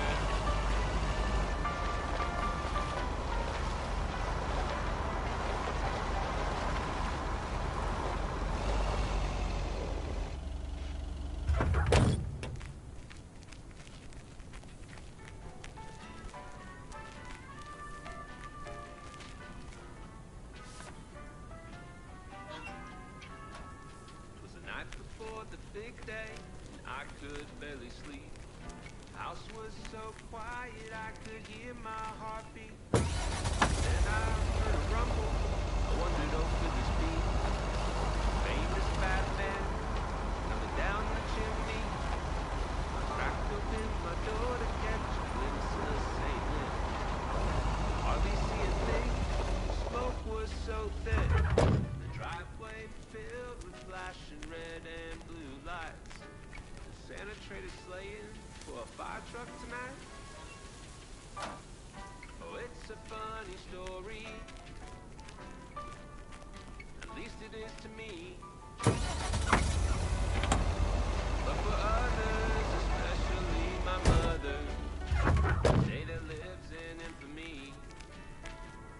I swear I'm not a liar. My daddy lit the Christmas tree on fire.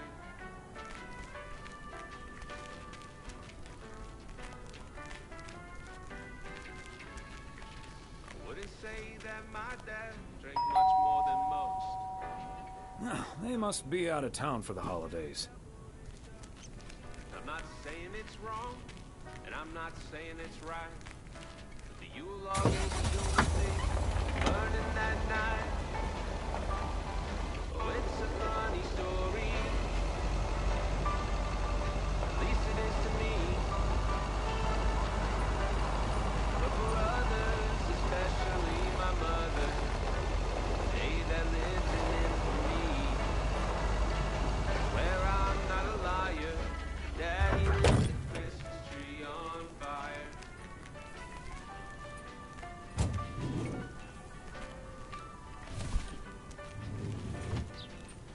Now that I'm older, and I've settled down. Late December, there's no tree to be Ah, there you are. Could you bring this box over to the diner? And if they ask, there's no discount. Sure, why not? Thanks. And remember, no discount. Roger that. You know the doctor just diagnosed me. A little something called PTSD. That's post-traumatic Christmas tree fire stress disorder.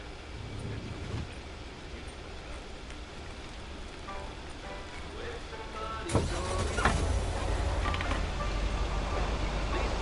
to me. But for others, especially my mother, the day that lives in infamy. I swear I'm not a liar. Daddy lit the Christmas tree on fire.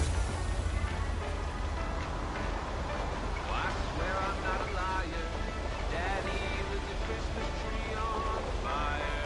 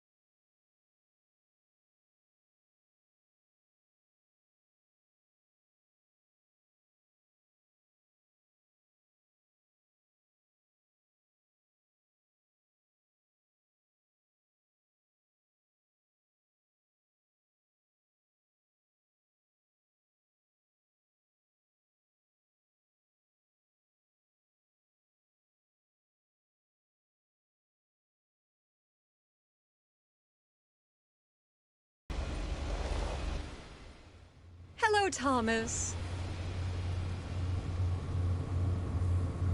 Hi there, Beth. What brings you here? I saw you arrive just now, so I decided to venture across the road with a minor request.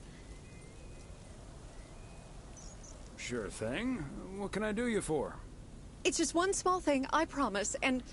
well, I suppose you can see what it is. A first gift to the little one, you see, since Christmas in Georgia fell through. It just needs an address, and I'm not sure where to put it. Could I leave this with you so you could make sure it gets where it needs to go? I have the information right here on an old envelope. It's the return address in the top corner.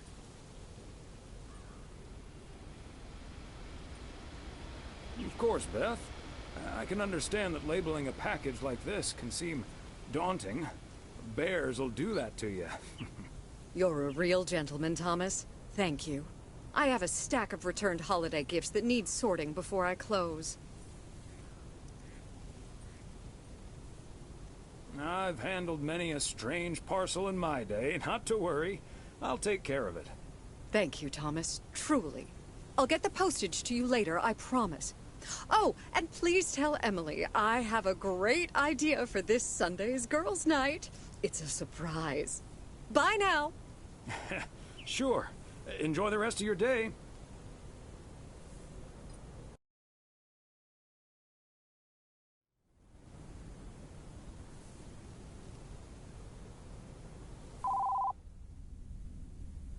Hello? Hi, Meredith. It's us. Your dad is standing right next to me. Hiya.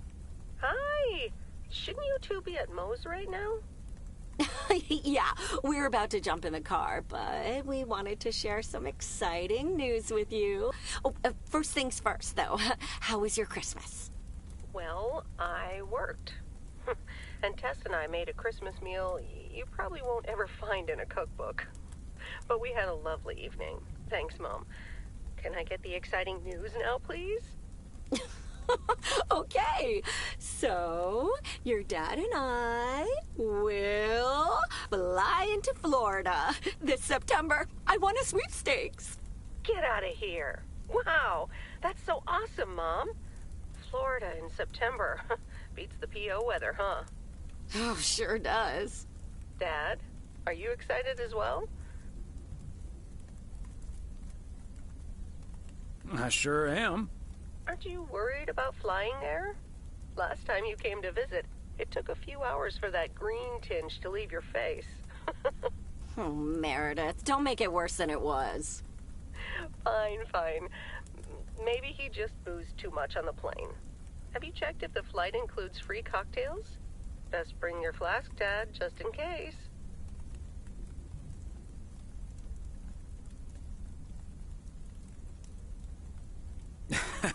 If you were here for Christmas, you might have gotten one from Santa. Oh, well. I may not have been there, but at least my boss called to interrupt your dinner. Sorry about that, by the way. Rest assured he was appropriately ashamed. We all make mistakes, Meredith. Some of us just more than others.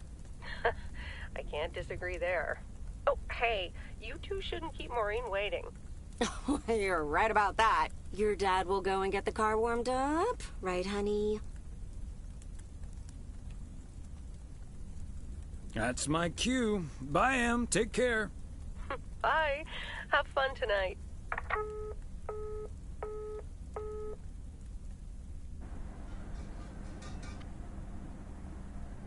Thanks for getting the car all toasty for us, honey. You're very welcome, dear. It's my pleasure. We've been doing this for decades now. And I've never stopped looking forward to spending my Saturday evening here with you.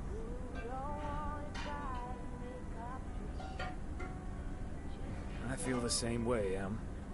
I'm a lucky man to have you. Good evening, you two beautiful people. Ready to order? Or should I just write down pancakes for lovely Emily and a T-bone steak for Big Thomas here? Oh, Maureen, your intuition never ceases to amaze me. It sure is pancake time for me again.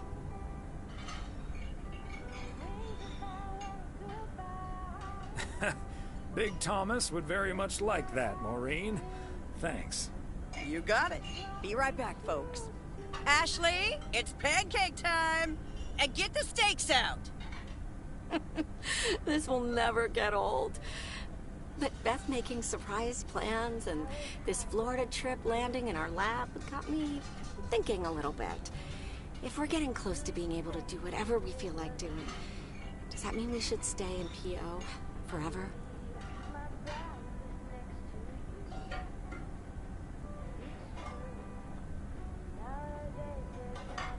move closer to Meredith? To the big city? No. I need space and fresh air. And warmth. That's the nice thing about Florida. And it's not like your arthritis will stop acting up in weather like this.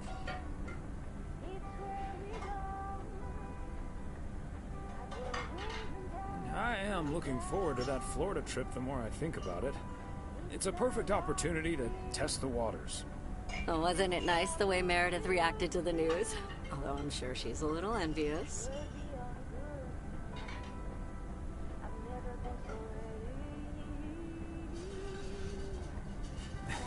Yeah. When's the last time she had a few days off and left the big smoke? Okay, folks, while Ashley's busy in the kitchen, it's time to fill Moe in on a few details. Little Birdie told me you two were off somewhere fancy. Maureen, I was planning on telling you and the girls all about it tomorrow evening. But I'm sure you've also heard it's Florida in September. Florida in September. Oh, imagine that. Oh, I'm so happy for you two. Thanks, Maureen. Have you ever been to Florida? Are you offering your ticket to me? Oh, Thomas, that's so nice of you. Nice try, Maureen. Nice try. But the only one sitting next to me on that plane is my man. Are you totally sure about that, though? I heard that a certain Walter Morgan will probably not be very lenient with holiday requests from the postal office employees.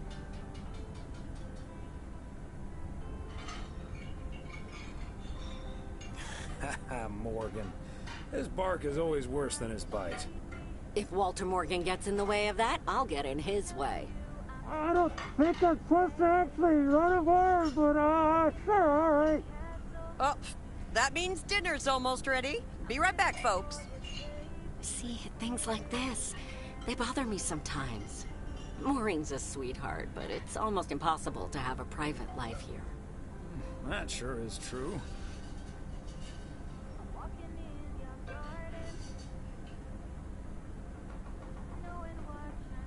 That you take the good with the bad, and the bad with the good. I kind of like knowing everyone. I guess you're right about that. Maybe it's the stress of those 60-hour work weeks talking. Oh, Maureen's heading this way again. Let's just enjoy our lovely dinner together, shall we? We shall.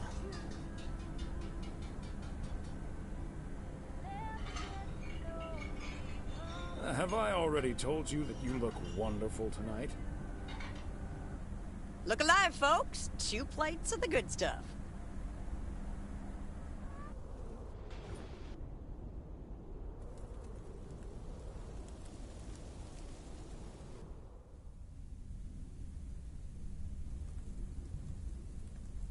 Oh, Thomas, my dear, sweet husband.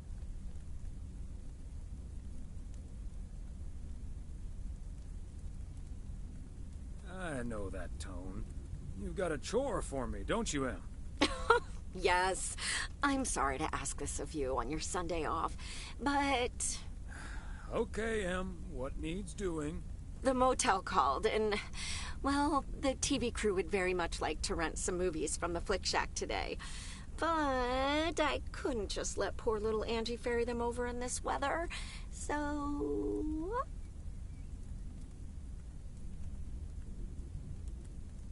So you promised them I'd do it?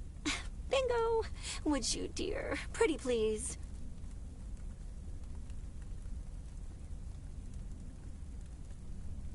Of course, Em. You've been so busy lately. It'll be my pleasure. Oh, thank you so much, darling. Tell you what, I'll make some extra tasty snacks for your poker night tonight. How's that? It's a deal. Thomas Weiss says I live and breathe. What in tarnation are you doing out and about in the mail truck on a Sunday?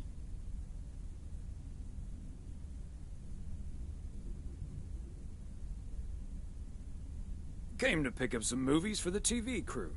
Oh, I know. Your wife called ahead.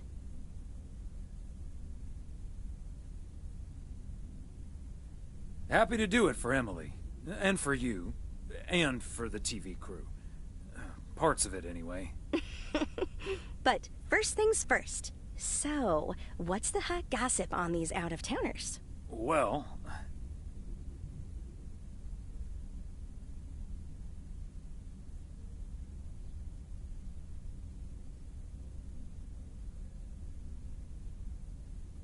Connor Price is the star of the show, of course.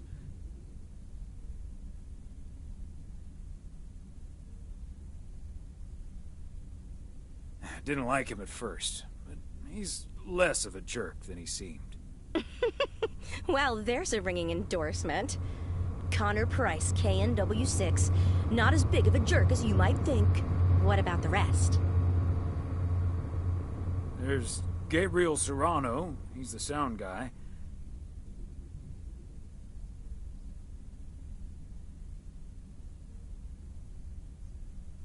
Nice guy, full of vim and vigor. Sounds delightful. So anyway, let's get down to brass tacks.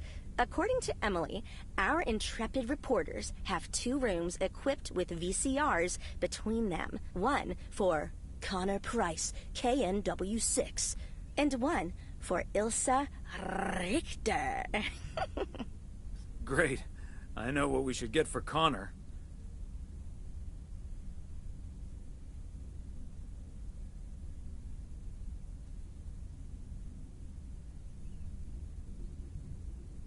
All the President's Men. That should give him some inspiration. Great idea. But Connor's already made his pick. Octopussy. It says it's James Bond's all-time high. I guess they forgot about that time he went to the moon. Fine by me. And what did Ilsa choose? That's where we come in. See, she wants us to pick the movie she'll be watching with her colleague, Gabriel. Thomas, she wants us to pick the movie she'll be watching with Gabriel.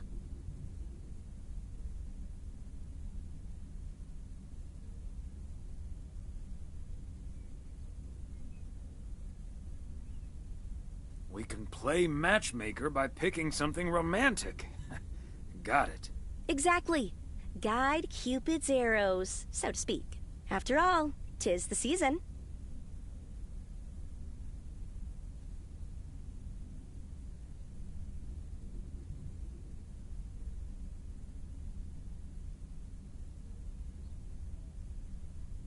For a little post-Christmas magic? Maybe. You and Emily are regular customers, so you know what I have available. So, which film will it be?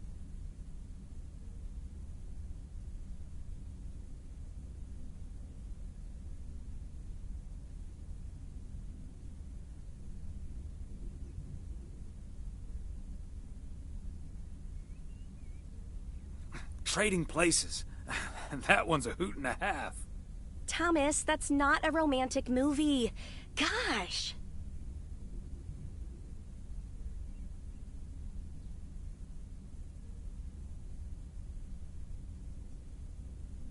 Let me pick something else, then. Let's go with Love Story. Or is that too on the nose? It's perfect, and we won't risk being too subtle. It has love right there in the title. Great. Love Story it is. The dynamic duo of stupid Cupid strikes again. Although I suppose this is our first strike. Anyway, here's hoping that this is the start of a beautiful love story.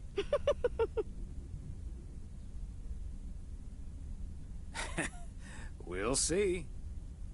Anyway, I'd best be on my way, getting these to the motel. Yeah, thanks for doing this, Thomas. My car, much like myself, is not built for snow. Say hi to Emily. Will do. Bye, Angie.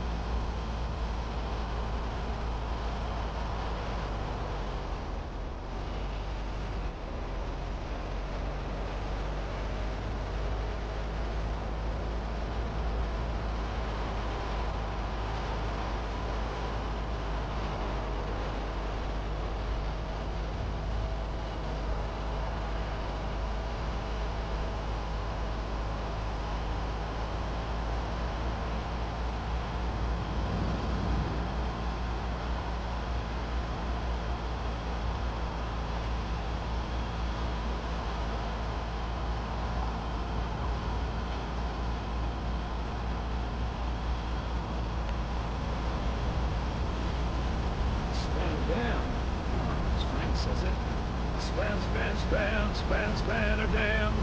Ha! I never get so...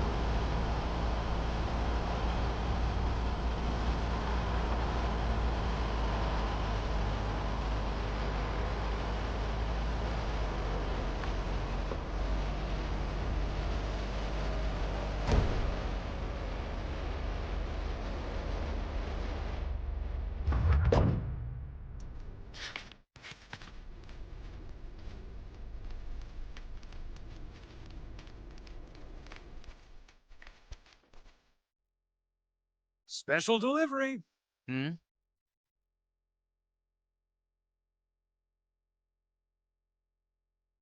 Movies from the Flick Shack. Right.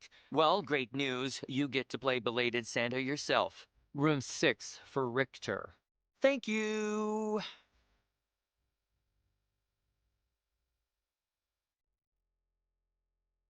Right. I will. Good day.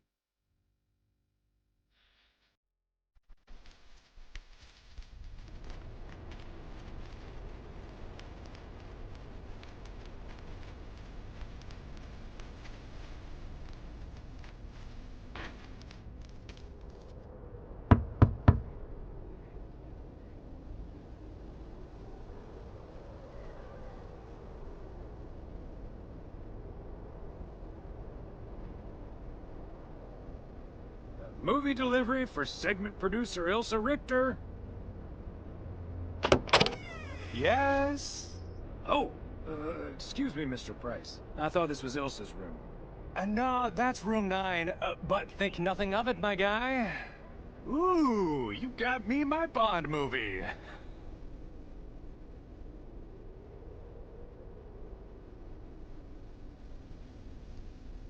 Absolutely. The spy action thriller you asked for. Love it. You know, Moore's an even better 007 than Connery. He just oozes that classy British wit. Thank you so much. Ta-da! Ta-da! Pow!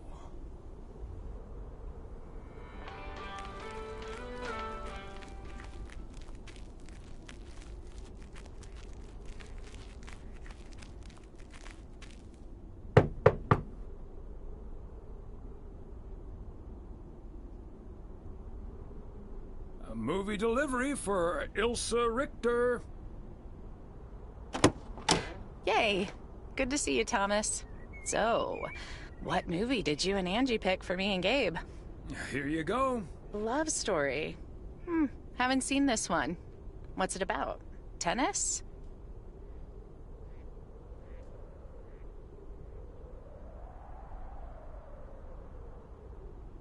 No, actually, it's about... I'm joking. I'm sure it's a story about love of some kind. Let me guess, this was Angie's pick. Well, let's just say it was a group effort. Okay, well, color me curious. Hope it's age appropriate for big old puppy dogs. Oh, speaking of, on your way out, could you give a quick knock on Gabe's door, just so he'll know it's movie time? It's room number 2. Will do. Great. See ya.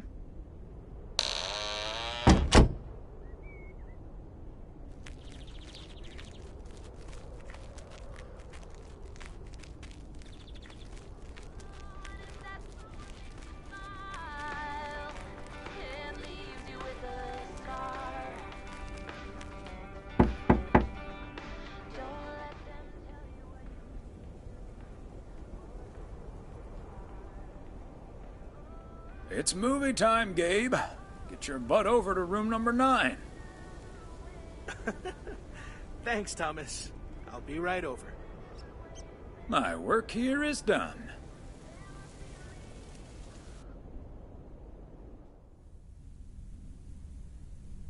Okay, Ben. Question for you. Do you have that ace or not? You don't have to say yes or no. Just say anything.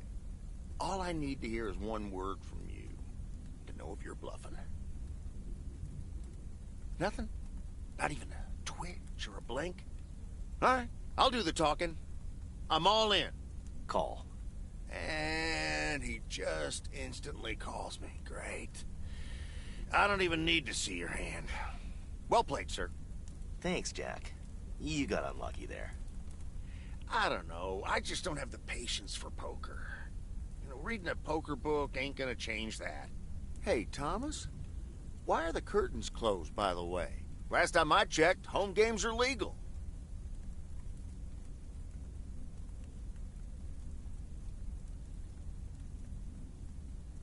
Oh, I don't know. Just feels more cozy, I guess. Thomas, we don't need to keep this a secret. Walter Morgan's on my tail. Someone snitched on me, and now I need to lay low until I have a good enough alibi. Morgan again? What'd you do, Frank? I hope you didn't put ladies' underwear in his briefcase again. And please tell me you stopped putting dead rats in his exhaust. The classics. No, I didn't prank him at all this time. He's just out to get me. All I did was sell fireworks to someone. He said something about that being my third strike. I might actually lose my job, fellas.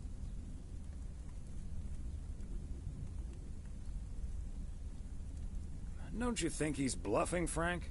I'm afraid not, Thomas. I'm not gonna call his bluff in any case. I just need a plan. I'm guessing they don't have any photographic evidence. Pictures of you selling these fireworks?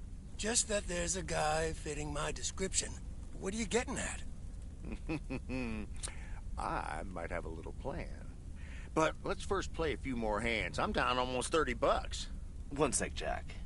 Frank, I'm curious. We know Walter Morgan has a few reasons to dislike you, but why do you dislike him? I could tell you why, but it's not a pretty tale. And it better not leave this room, kitchen. Sure, Frank.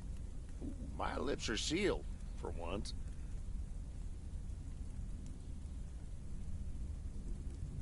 You know I'm no snitch, Frank. Thanks, boys. All right, so this one time back in the summer of '69, it was before I started working in PO. There were a couple of pesky stray dogs wandering around HQ. I say pesky, but they never really hurt anyone. Just got a little excited if you walked past them eating a sandwich or whatever. Can't blame them, huh? They were hungry, even though I fed them every now and then. Morgan found out, of course, and after one complaint too many, he took matters into his own hands. Or should I say, feet. He lured a couple of them behind his car, and before I knew what was going on, it was too late. I heard a loud and gut-wrenching howl.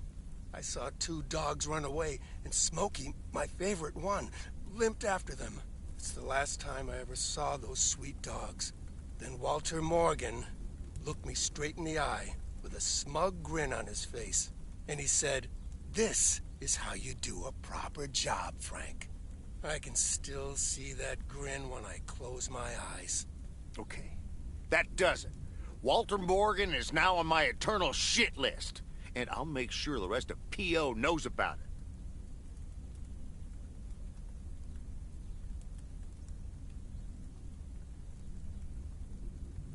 Poor Smokey. Dogs can survive a broken leg, right? What a despicable human being. I can't believe he did that. Well, he didn't. I was joking, of course. I don't really have a good reason for disliking Walter Morgan. That boring old pencil pusher just rubs me the wrong way. Damn it, Frank, you had us good. Okay, folks, ante up. Here we go again.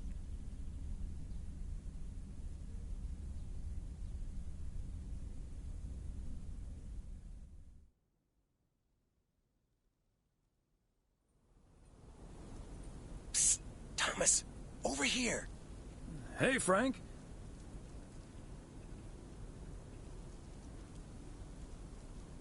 Thanks for filling up the dumpster. I wish that was all I was doing here. I'm trying to stay out of sight. Looks like Morgan will be at the post office all day. Listen up. Jack and I cooked up a little plan. I'm sure Morgan will be gone soon. But I gotta get out of here now. You haven't seen me.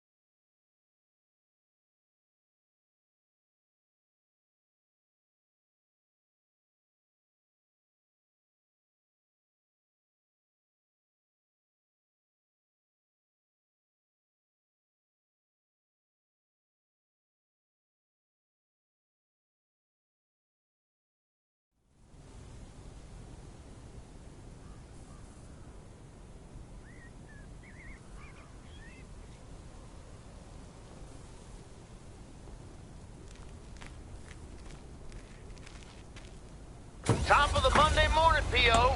We're starting this week with a warning from Lucinda. P.O. positive or pet peeve? Hi, Jack. KNW6 TV crews filming in PO yesterday with Connor Bryce.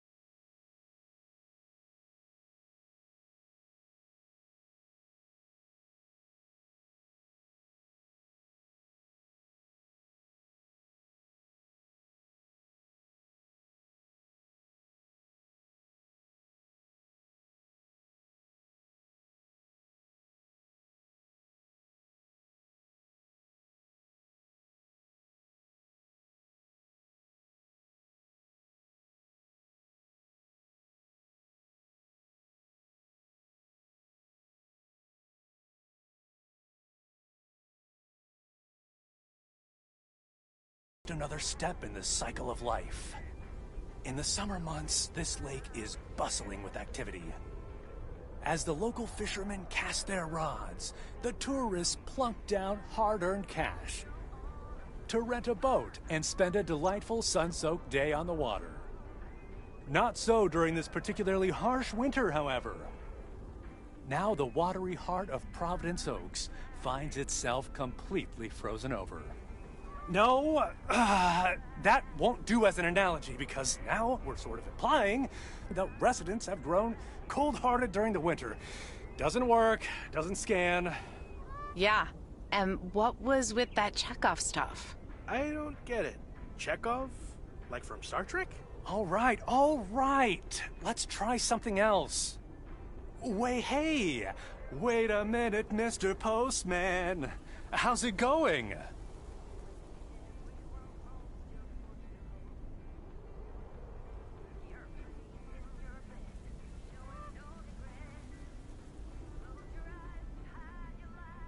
Oh, don't mind me. I wouldn't want to interrupt.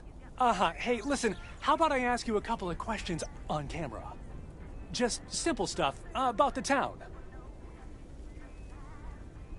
Sure, I'd be happy to.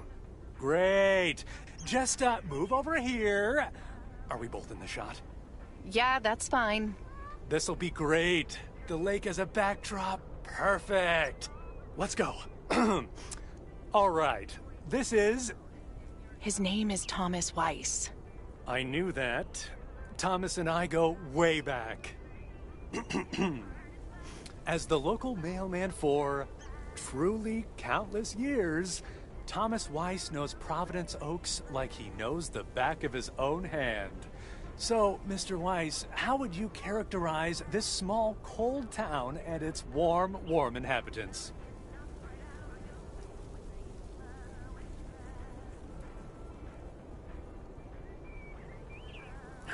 Oh boy, that's a tough one.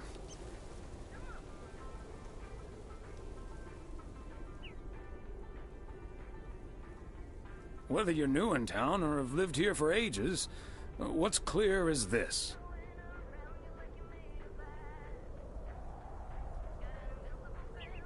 This gorgeous little lake town of ours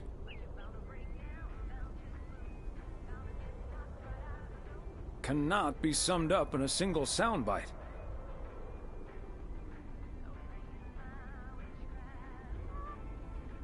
But one thing's for certain.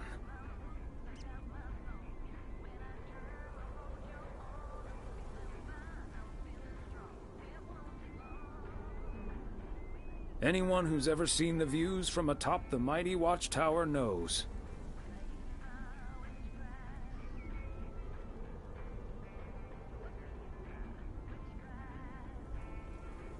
Providence Oaks is breathtaking.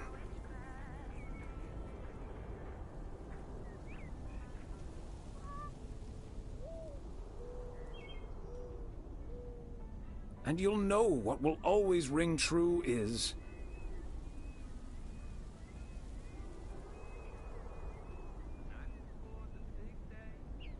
this is home. And cut. Ah, that's so sweet, Thomas Weiss. Completely unusable. But sweet. I know I've got goosebumps. Yeah, that went well, kind of. Now, let's scout out the establishing shots at the far end of the pier. Let's go, Connor. Aye, aye, Captain. Gabe, you can take 5. My advice would be to take those 5 in the van, to reduce the risk of any further ass freezing off incidents. Noted. Thanks, Ilsa.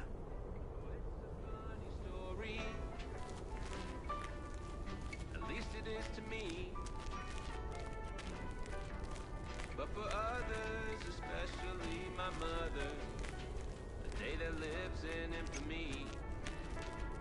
I swear I'm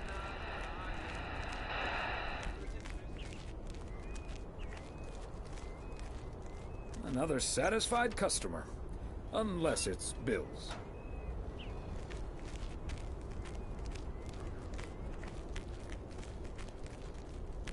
Time of year, he tends to double his dose. I'm not saying it's wrong, and I'm not saying it's right. Mr. Weiss. Thomas, sir. Hi, Gabriel. What's up?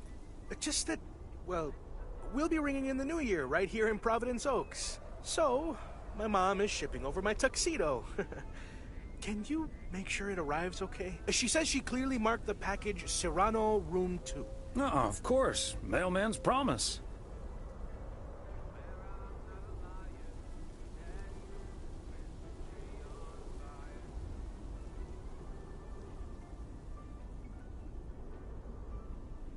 Any particular reason you want to look your best for New Year's?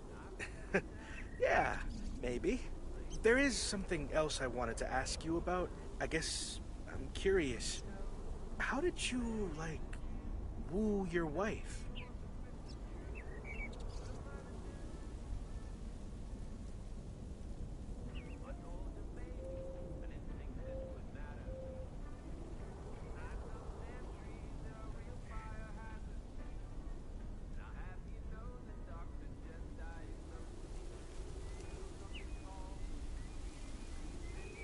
It's pretty simple and cliched. She's my high school sweetheart. I took her to the fairy tale dance. We snuck off to smooch under the bleachers, and the rest is ancient history. But I'm guessing that doesn't help you with what you really want to know.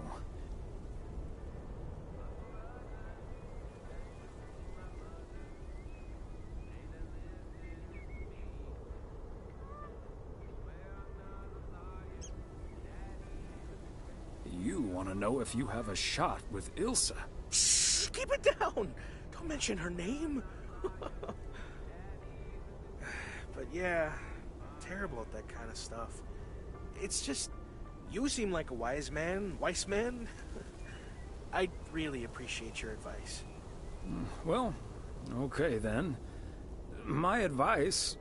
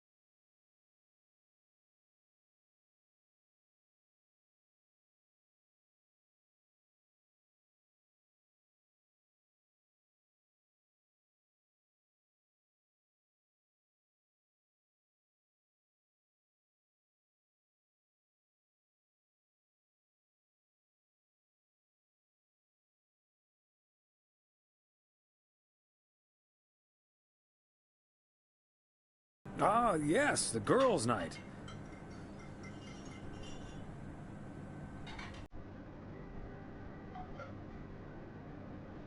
Well, whatever happens on girls' night and all that. Well, it's not exactly a secret. We made haggis. You made what-is? I said haggis. It's a Scottish dish made from a sheep's liver, lungs, heart, and suet, all stuffed into a sheep's stomach. It's this fascinating traditional gourmet staple stemming from the 15th century, would you believe? Poems have been written about it.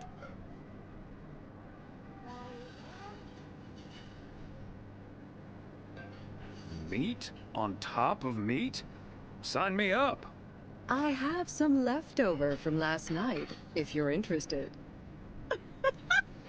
It was so gross. I'll have nightmares about zombie sheep for weeks. Bleh. Okay, hate to leave you two, but I really have to sort out this delivery ASAP. Maureen will go bananas. Talk soon. Thanks again for the great evening, Beth. Bye. Bye, Kay. Well, now, I really should get back to the grind as well. Those New Year's price reductions aren't going to fix themselves.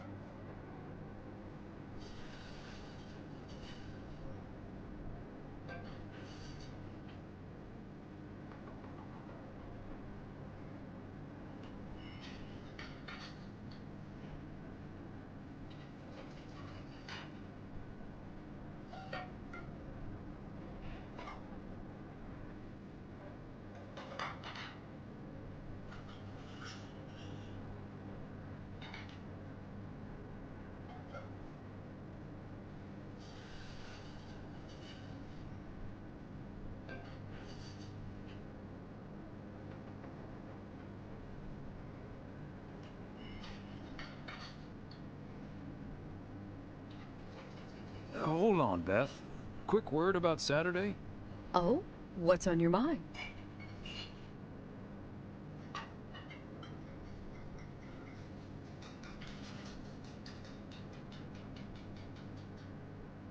Is everything okay? Yes, I'm fine. Don't you worry about me, Thomas. I'm fit as a fiddle. Now, if that's all, I really need to get back to the bookstore.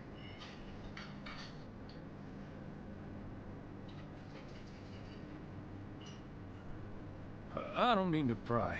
I just want to make sure everything's good. What do you mean? Are you sure there's nothing wrong? Okay, you've got me. Can we sit down here for a bit? Heavens, I do feel a bit caught out. But I have to admit, it does warm my heart to know that I cannot fool my friends. Well, out with it, Beth. You see, it's my eyes, Thomas. I have glaucoma, which means my optic nerve is deteriorating. I found out a few months ago.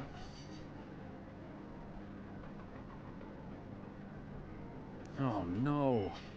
Have you told anyone about it? I haven't told Emily yet. Daniel knows. It's not that bad yet, but it's not getting any better either. The thing is, this kind of condition happens slowly. And I haven't been the fastest in getting it treated, but they can stabilize it. That's why I wasn't able to fix the parcel on my own last Saturday. And that's why I'm starting to miss a few details here and there when I'm in the store.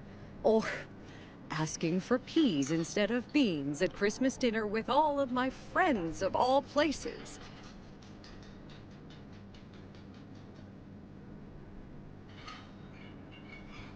I had no idea. Is there anything we can do to help? It's sweet of you, but there is no need to treat me any differently. I've been going about my business as usual, first and foremost, because the deterioration is so gradual.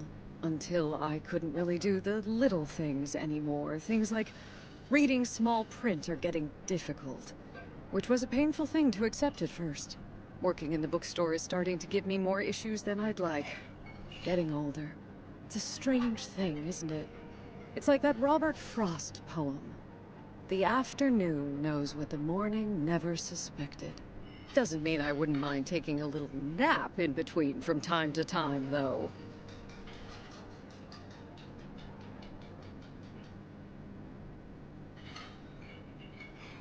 Is this why you're really leaving for Georgia?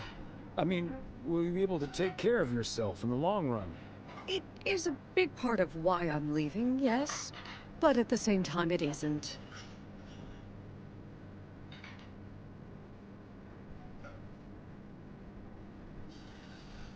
How's that? What I'm trying to say is, when you really look at it, in the end, it's not all bad. You see, every limit is a beginning as well as an ending, as T.S. Eliot puts it. For me, there's really no use dwelling too much on that limit. I can't change it anymore at this point anyway. But I do have a choice in how to deal with it. Plus, Georgia has a lot to offer: museums, social clubs, and most importantly, my family. If you look at it like that, getting older may still feel like a cursed time, surely, but I also see each new year as a gift. An opportunity to start new adventures, explore, and have more fun. You can't take something like that for granted.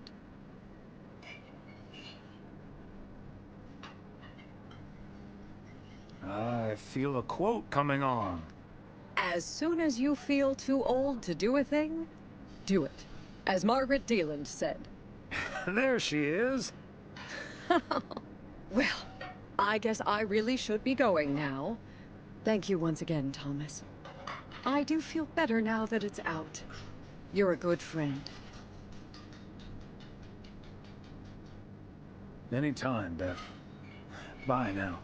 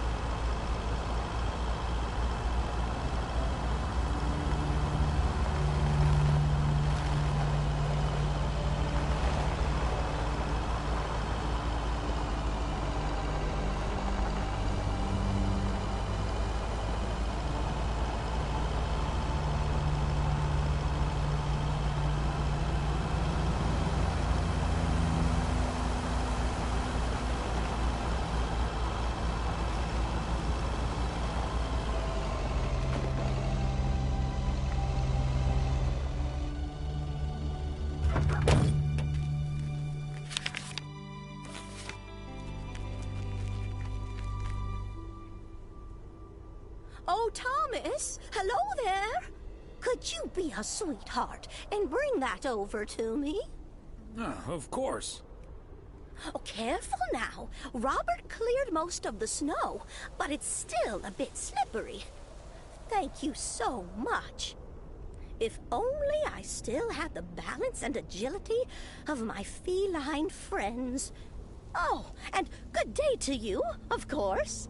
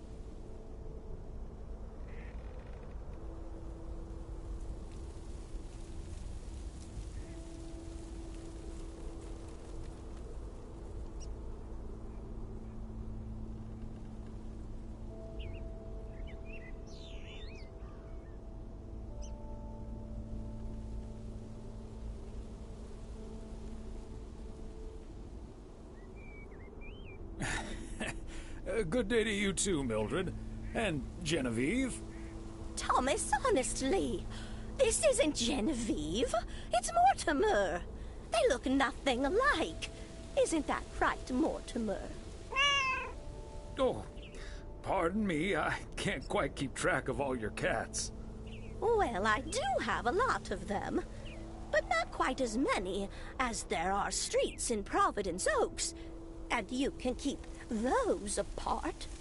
So, what do you have for me today, Thomas? Just a letter. Let's see.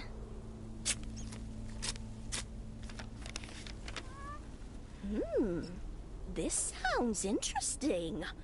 Apparently, I need to make a few copies of this letter, and if you send this letter along with $5 to the first 6 people on this list, your name will be added to the bottom. Soon enough, your name will rise to the top. Then many people will send you $5. You will earn lots of money with one small investment. Oh, what a great idea! What do you think, Mortimer?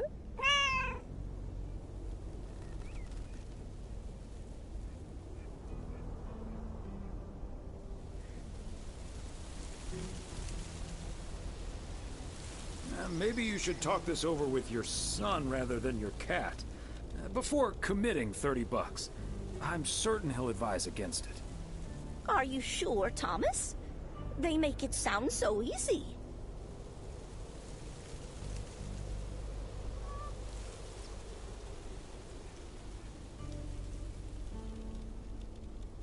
Trust me on this, Mildred. If you've seen one pyramid scheme, you've seen them all. $30 is quite a bit of money. I'll think about it. You do that, Mildred. See you at Moe's tomorrow night? Probably. Bye, dear.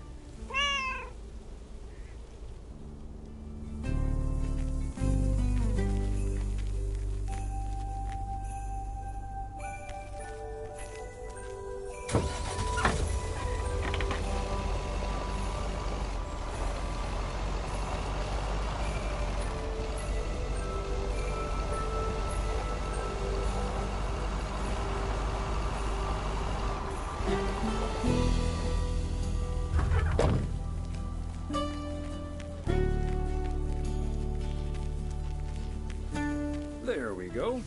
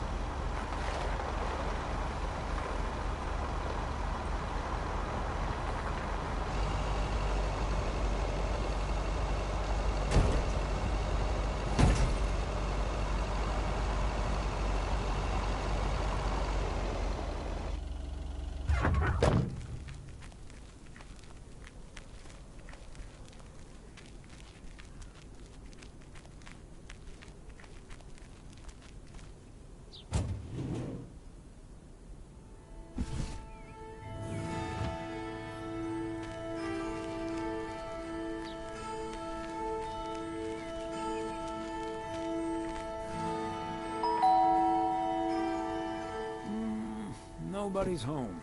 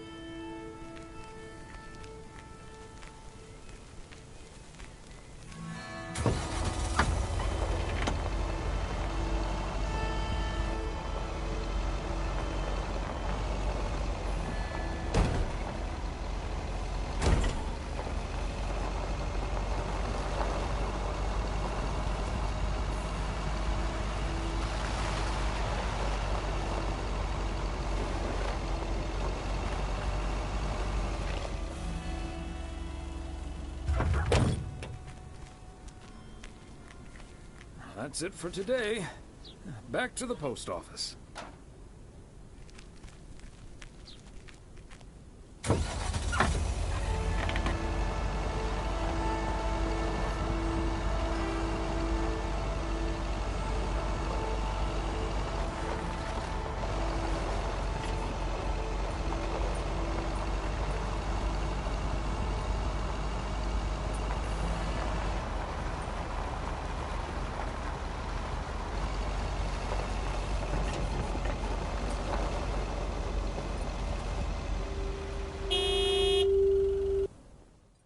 Hey, Thomas, have you seen Jack?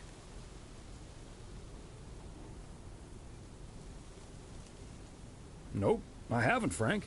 How did it go with Morgan? Didn't happen, yet. But I need Jack to pull it off. I'm a sitting duck right now. I'm toast if Morgan suddenly shows up.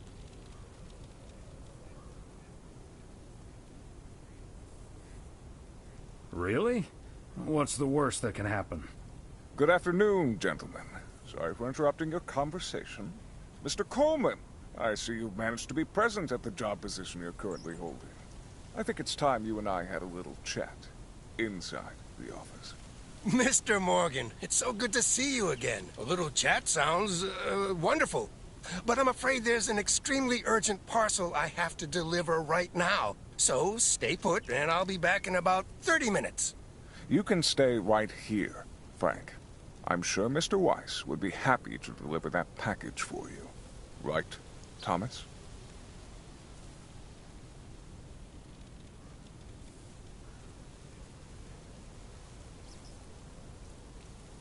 Sure, Mr. Morgan. I just finished my round, so it's not a bother. Excuse me, sir? Hi. Hello. I heard you were looking for a guy in a light blue shirt with a mustache to purchase illegal fireworks in the parking lot of the post office? Well, you found him. Illegal fireworks? Who do you think I am? Sir, you don't have to keep your guard up. Frank and Thomas here both know me very well, and I'm sure they won't tell a soul about what you're doing right now. So, what will it be? I've got rockets, Roman candles, fountains, sparklers. I even have barrages that'll give you a fireworks extravaganza that you won't ever forget. I think there must be a misunderstanding here. Please, don't put Mr. Morgan in this position. If people walk by and see this, they might snitch on him and get him into trouble. He could even lose his job over this.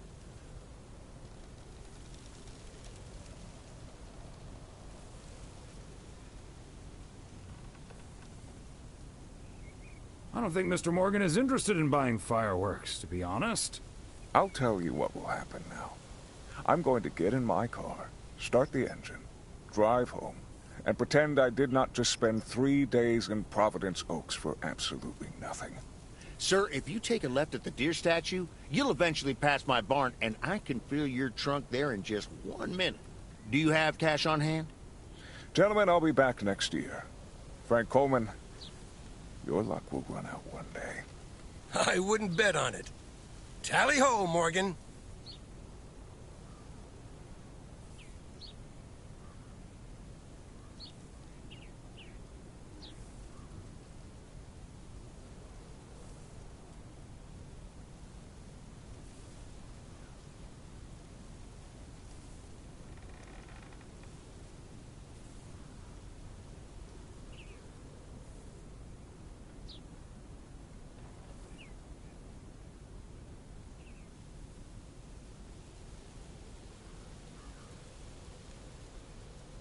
Great job, fellas. Morgan will be cursing all the way home. If you can't stand the heat, stay out of the kitchen. Thanks, guys. I owe you one.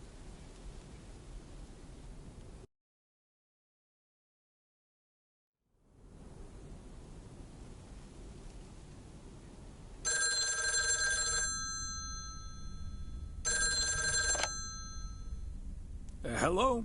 Evening, Thomas. It's Maureen. Oh, hi, Maureen. If you're looking for Emily, she's at the motel right now. I was actually looking for you, Thomas. I don't know what to do with this Nancy situation. I get so worked up just thinking about it. And that usually gets in the way of doing the right thing, you know?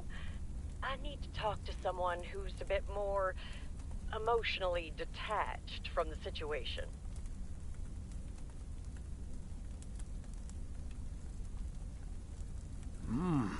How can I help you, Maureen? Simply put, I don't know if I should give in to that Nancy Carlisle and her overpriced snacks, or tell that woman to take a hike. But then we'll end up with a lackluster New Year's Eve party.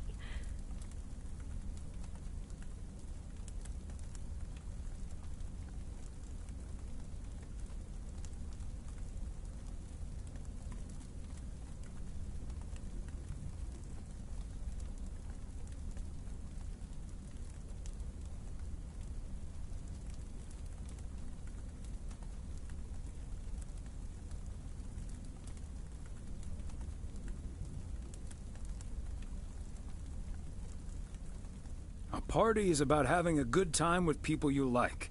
Who cares if the snacks aren't great? That's what I'd like to think as well. But I just don't like to disappoint people.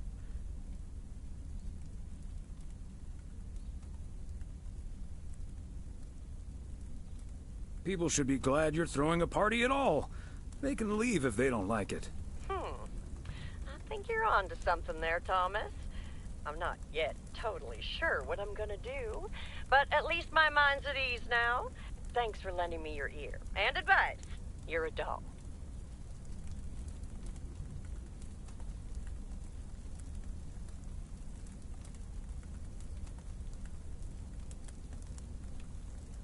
You're welcome, Maureen. Take it easy.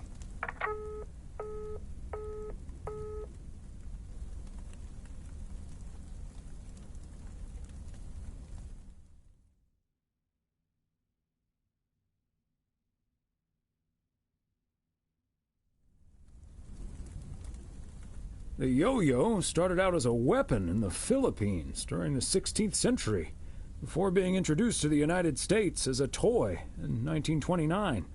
It weighed 4 pounds and had a 20-foot cord.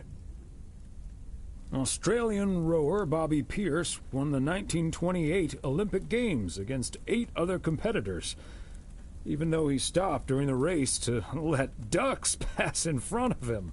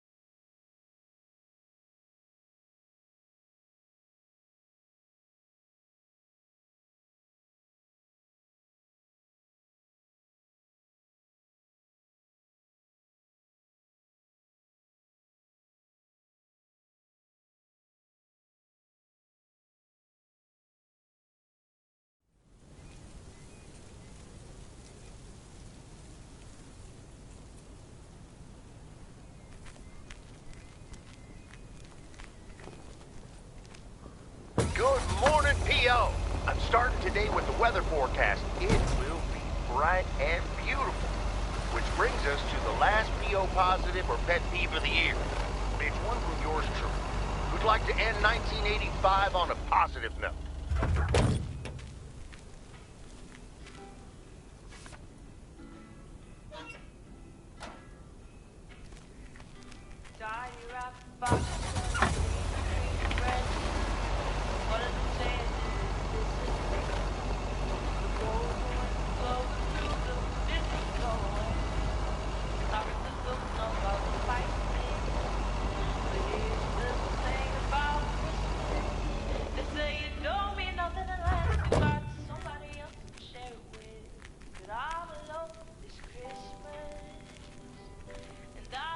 Fancy handwriting on this one.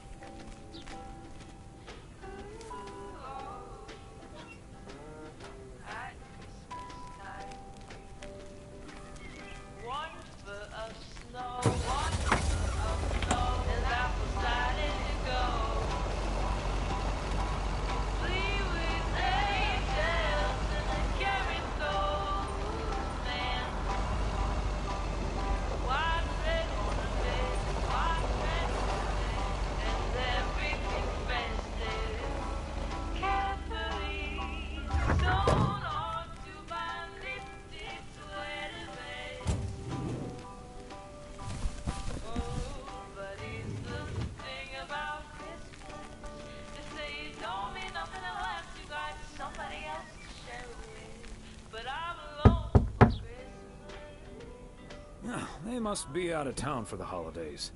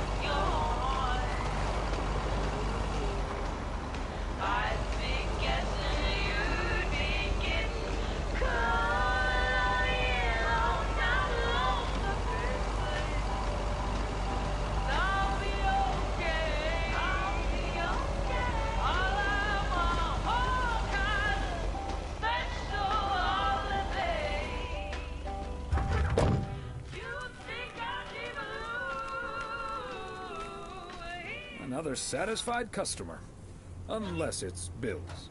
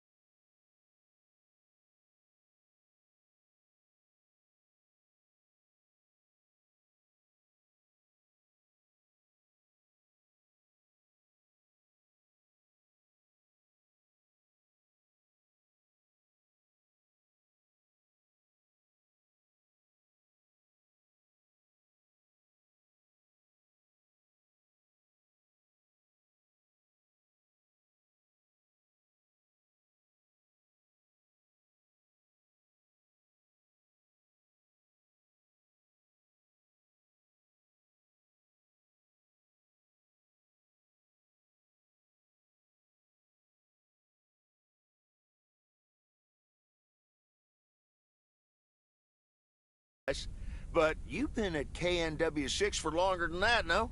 Yeah, it's been... Gosh, can you believe I started there way back in '66? As a segment producer on Portland Rise and Shine. Still remember the title of my first item, too. Is Poplin Still Poppin'? That's a great title.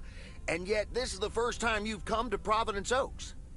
First time staying a while, at any rate. So, Mr. Reynolds, how would you describe this town? Well, I'd say it's a... Hey! Wait a minute. Who's interviewing who here? I'll ask the questions, thank you very much. Apologies, my friend. Just can't help myself. Always chasing the story, me. It's the commitment I've made to our viewers. The price guarantee. So, what stories are you chasing here in P.O.? Oh, you know, just trying to capture the old couleur locale. I must say, the people here are very friendly, and I hope the feeling's mutual. Right, Thomas? That's Thomas the mailman over there. But never mind, he's not mic'd.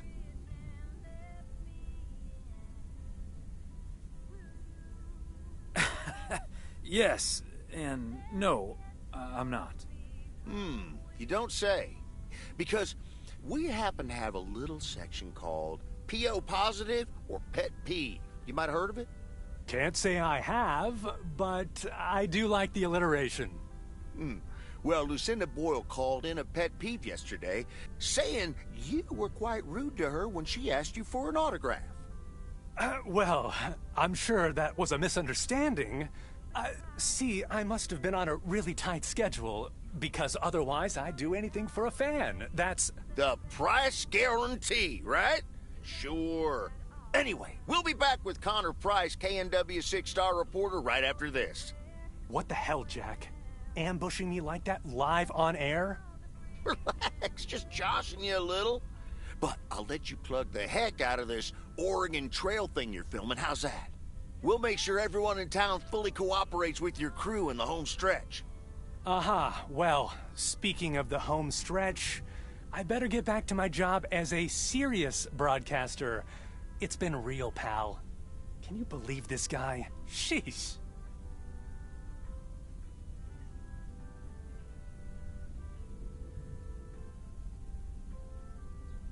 Don't take it personally, Mr. Price.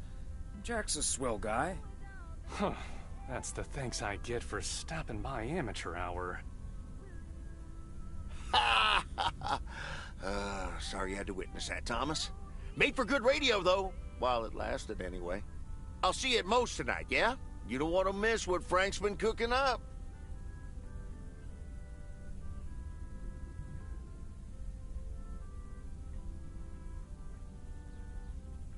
Can't wait. See you there.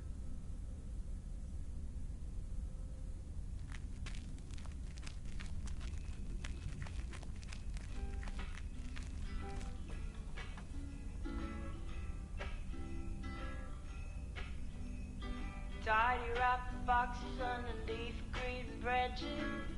What are the chances it's December? The cold wind's blowing through the mistletoe and stockings are floating above the fireplace. But here's the thing about Christmas.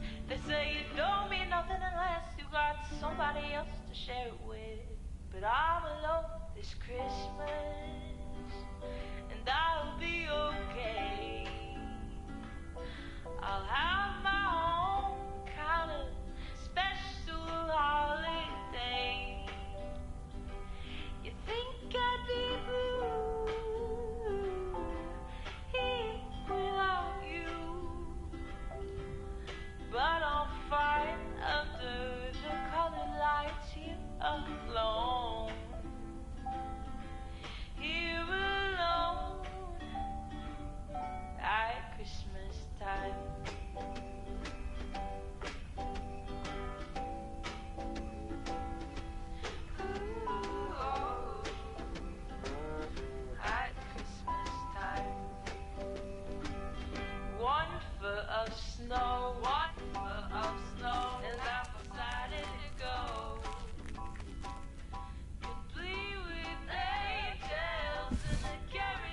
belated Christmas gift? Maybe.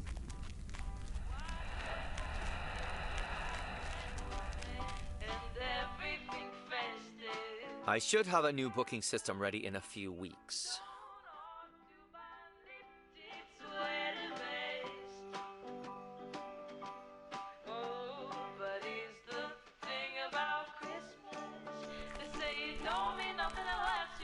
Somebody else to share it with, but I'm alone for Christmas, and I'll be okay.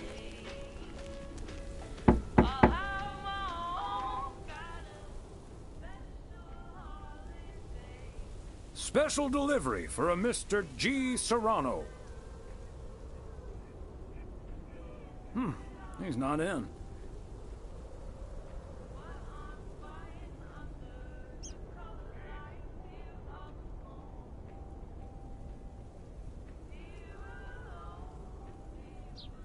I could leave it at the reception, I guess.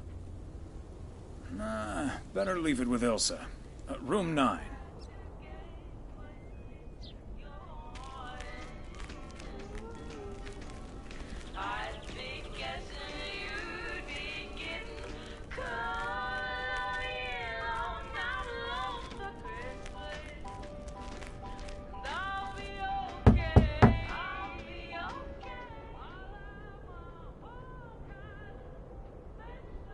Please accept this delivery for room number 2.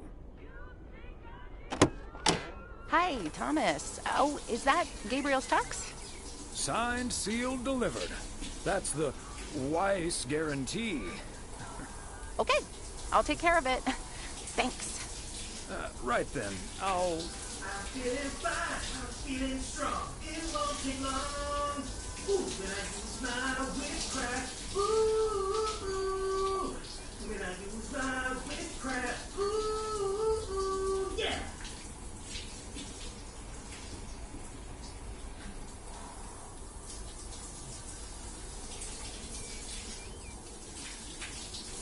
Well... Great. So...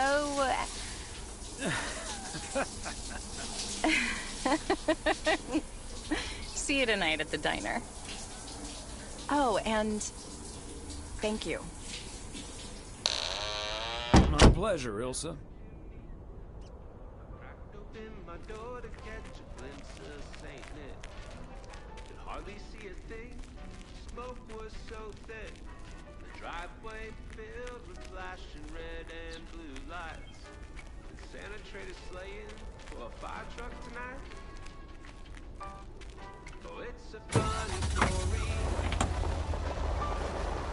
At least it is to me. But for others, especially my mother, the day that lives in infamy. Swear I'm not a liar. My daddy lit the Christmas tree on fire.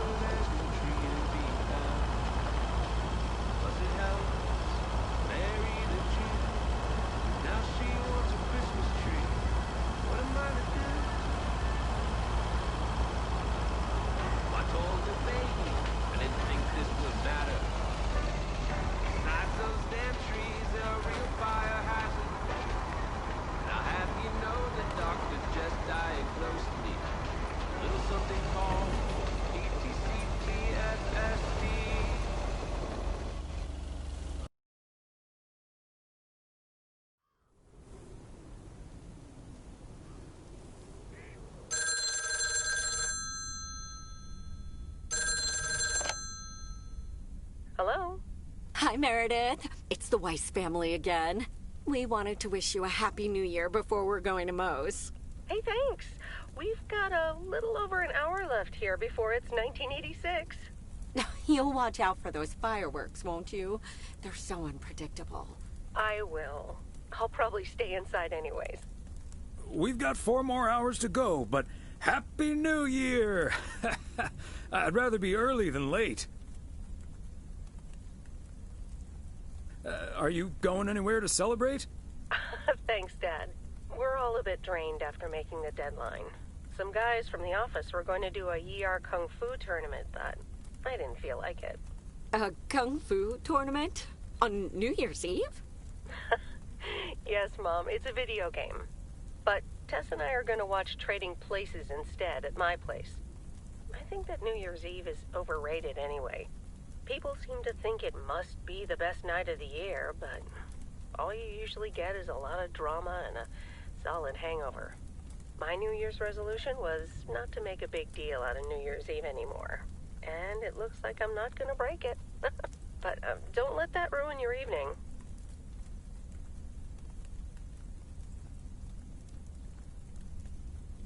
I totally understand you, Meredith. My best New Year's Eve was actually one I spent all by myself. I don't know why, but that night I've never felt more at peace. And most parties aren't worth the hangover anyway. Maybe that's because you usually forget half of what happened. Sorry, Meredith. Your father's memory needs a little grease between the hinges. Like starting the car in time before going to Moe's? Bingo! Okay, guys, I won't hold you up. Have a great evening, and a Happy New Year. Love you.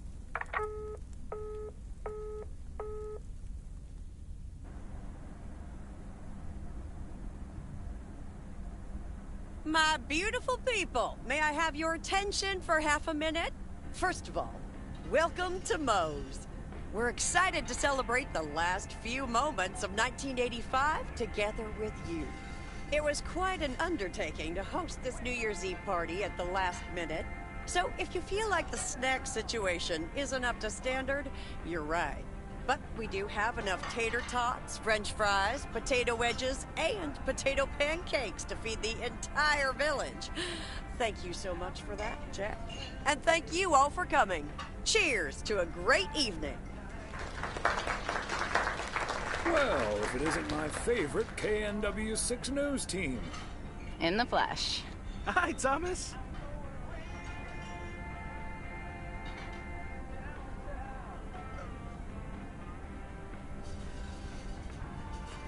Looking like a genuine love story, you two. Seems like you're headed towards a very happy 1986. Yep, and a happy 1987, hopefully. 1988, maybe? 89, 90, 91, happily ever after, until we discover I'm terminally ill and die in your arms. Elsa, that's horrible. It's also the plot of Love Story, you big doofus. There we go. Champagne for my real friends and real pain for my sham friends.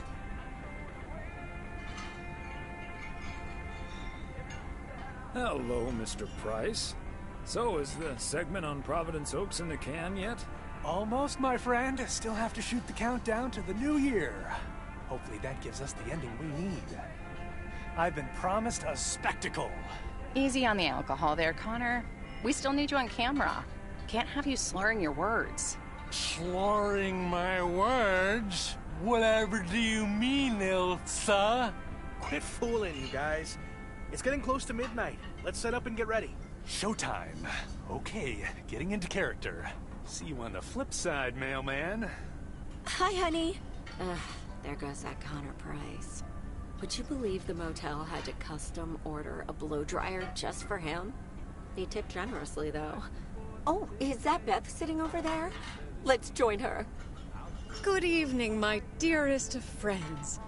Almost time for Auld Lang Syne, eh? Did you know that Auld Lang Syne was written down by Robert Burns in the 18th century? And that he based it on an old Scottish folk song? He wrote it to a different melody than the one we sing today, but I have to say, I do like this version. And it's often sung after a special dinner where haggis is served. Would you believe?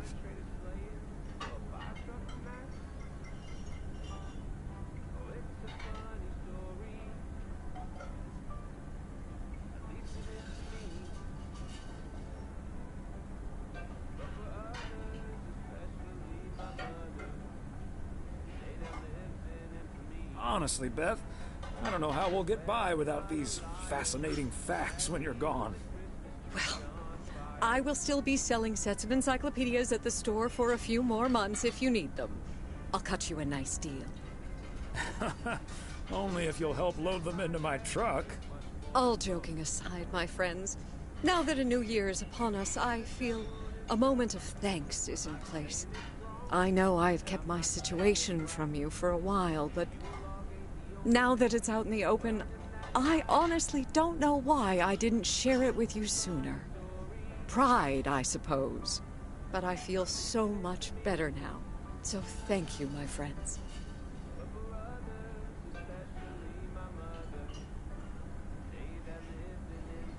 That's what we're here for. Glad we could be there for you, Beth. And thank you for opening us to it. We'll always be there for you. But you have to let us in first. I hope you'll remember that when you're in Georgia. Definitely. In fact, it's my new resolution for 1986. Along with letting go and seeing where life takes me. What about you, Emily? Any resolutions? Well, less work and more fun, I suppose. Now that this guy Matt is joining the motel, I am looking forward to a bit more quality time. What about you, honey?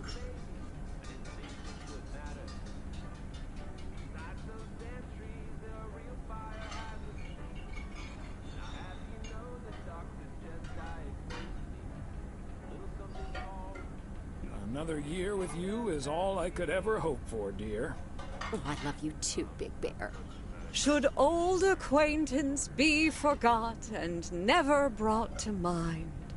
Well, whatever the future brings, this old acquaintance here will be hard-pressed to ever forget you two.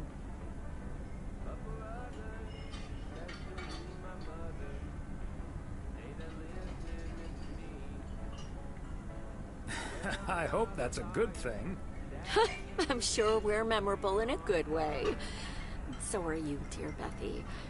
And like you said at Christmas dinner, even if the reasons for change are sometimes out of our hands, let's focus on the new beginnings that come along with them. And what better time for new beginnings than New Year's Eve? Attention, folks! It's showtime! If you want to see the biggest fireworks show west of the Rocky Mountains, you better be standing outside in about 10 minutes. That's my cue.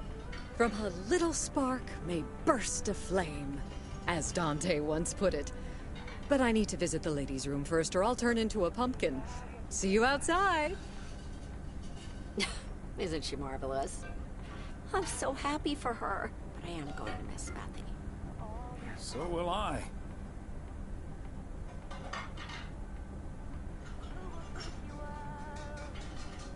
Seeing a parcel addressed to the bookstore always brightened my mood. It makes me feel a bit melancholic. Even more than I usually am on New Year's Eve. This odd feeling of looking back and forward at the same time, and now I'm doing that over a much longer period than just the coming and going of the year. I know what you mean, and there's nothing wrong with that.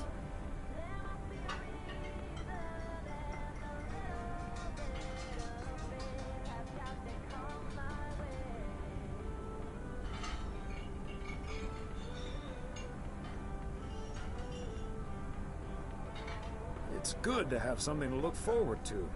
And we sure have something to look forward to, don't we? I guess that's what's most important in life. Let's enjoy the here and now instead. Our wise and beautiful daughter just taught us not to demand that this should be the best evening of the year. But we're allowed to try it, right? So this is where my speech ends, my dear husband. And now I need a glass of champagne. I'll drink to that. And to you. And all the good things the new year will bring us. Maureen, I need champagne.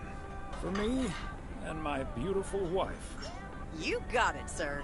Just grab your glasses and join me in the bottle outside. It's less than a minute now. 20 seconds on go, Mr. Price. Go. And so, 1985 draws to a close. With mere seconds left in the year, I've been told this little lake town will strive to end 85 with a bang. In 10, 9, 8, 7, 6, 5, 4. Holy Toledo! Ilsa, are we getting this? Somebody check on Frank.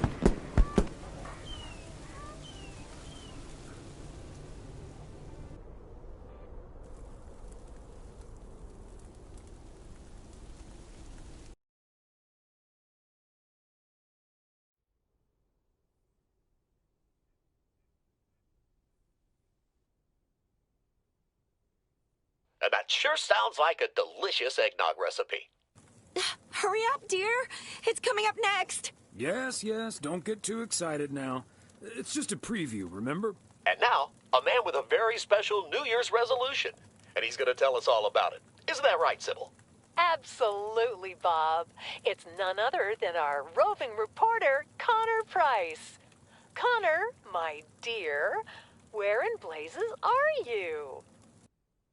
Well, Sybil, I'm in beautiful Providence Oaks, wishing you and Bob and our viewers a joyful 1986. And as for my New Year's resolution, Bob, why, it's my very special price guarantee to all of you that I will be sharing gripping tales and intimate portraits from all over Oregon in an all-new series of special reports on small-town America.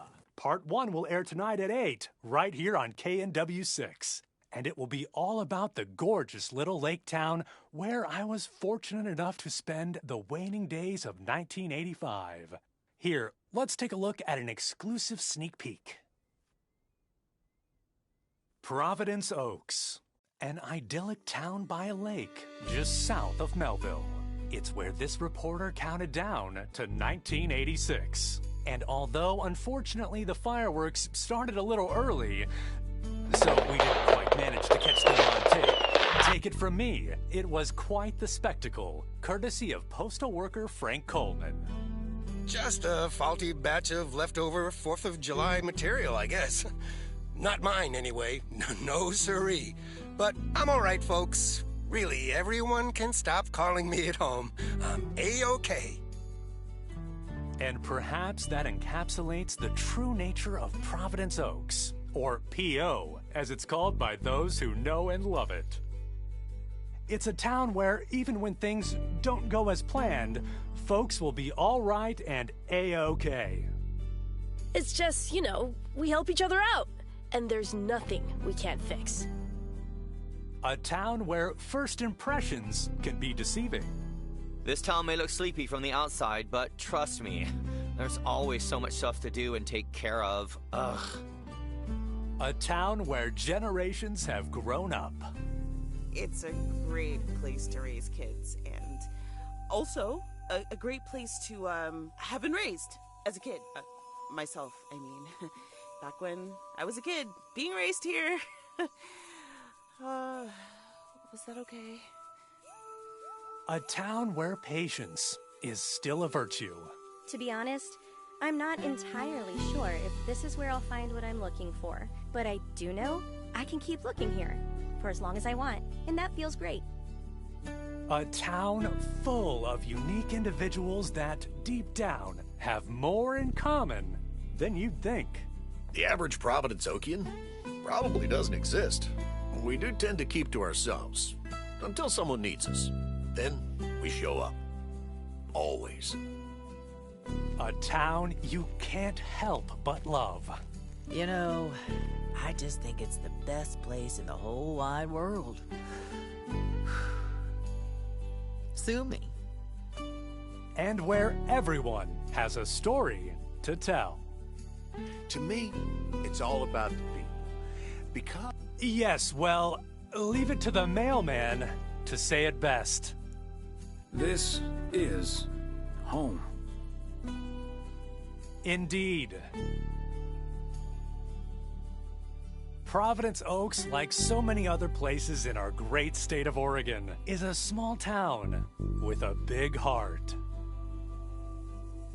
This is Connor Price, KNW6, PO.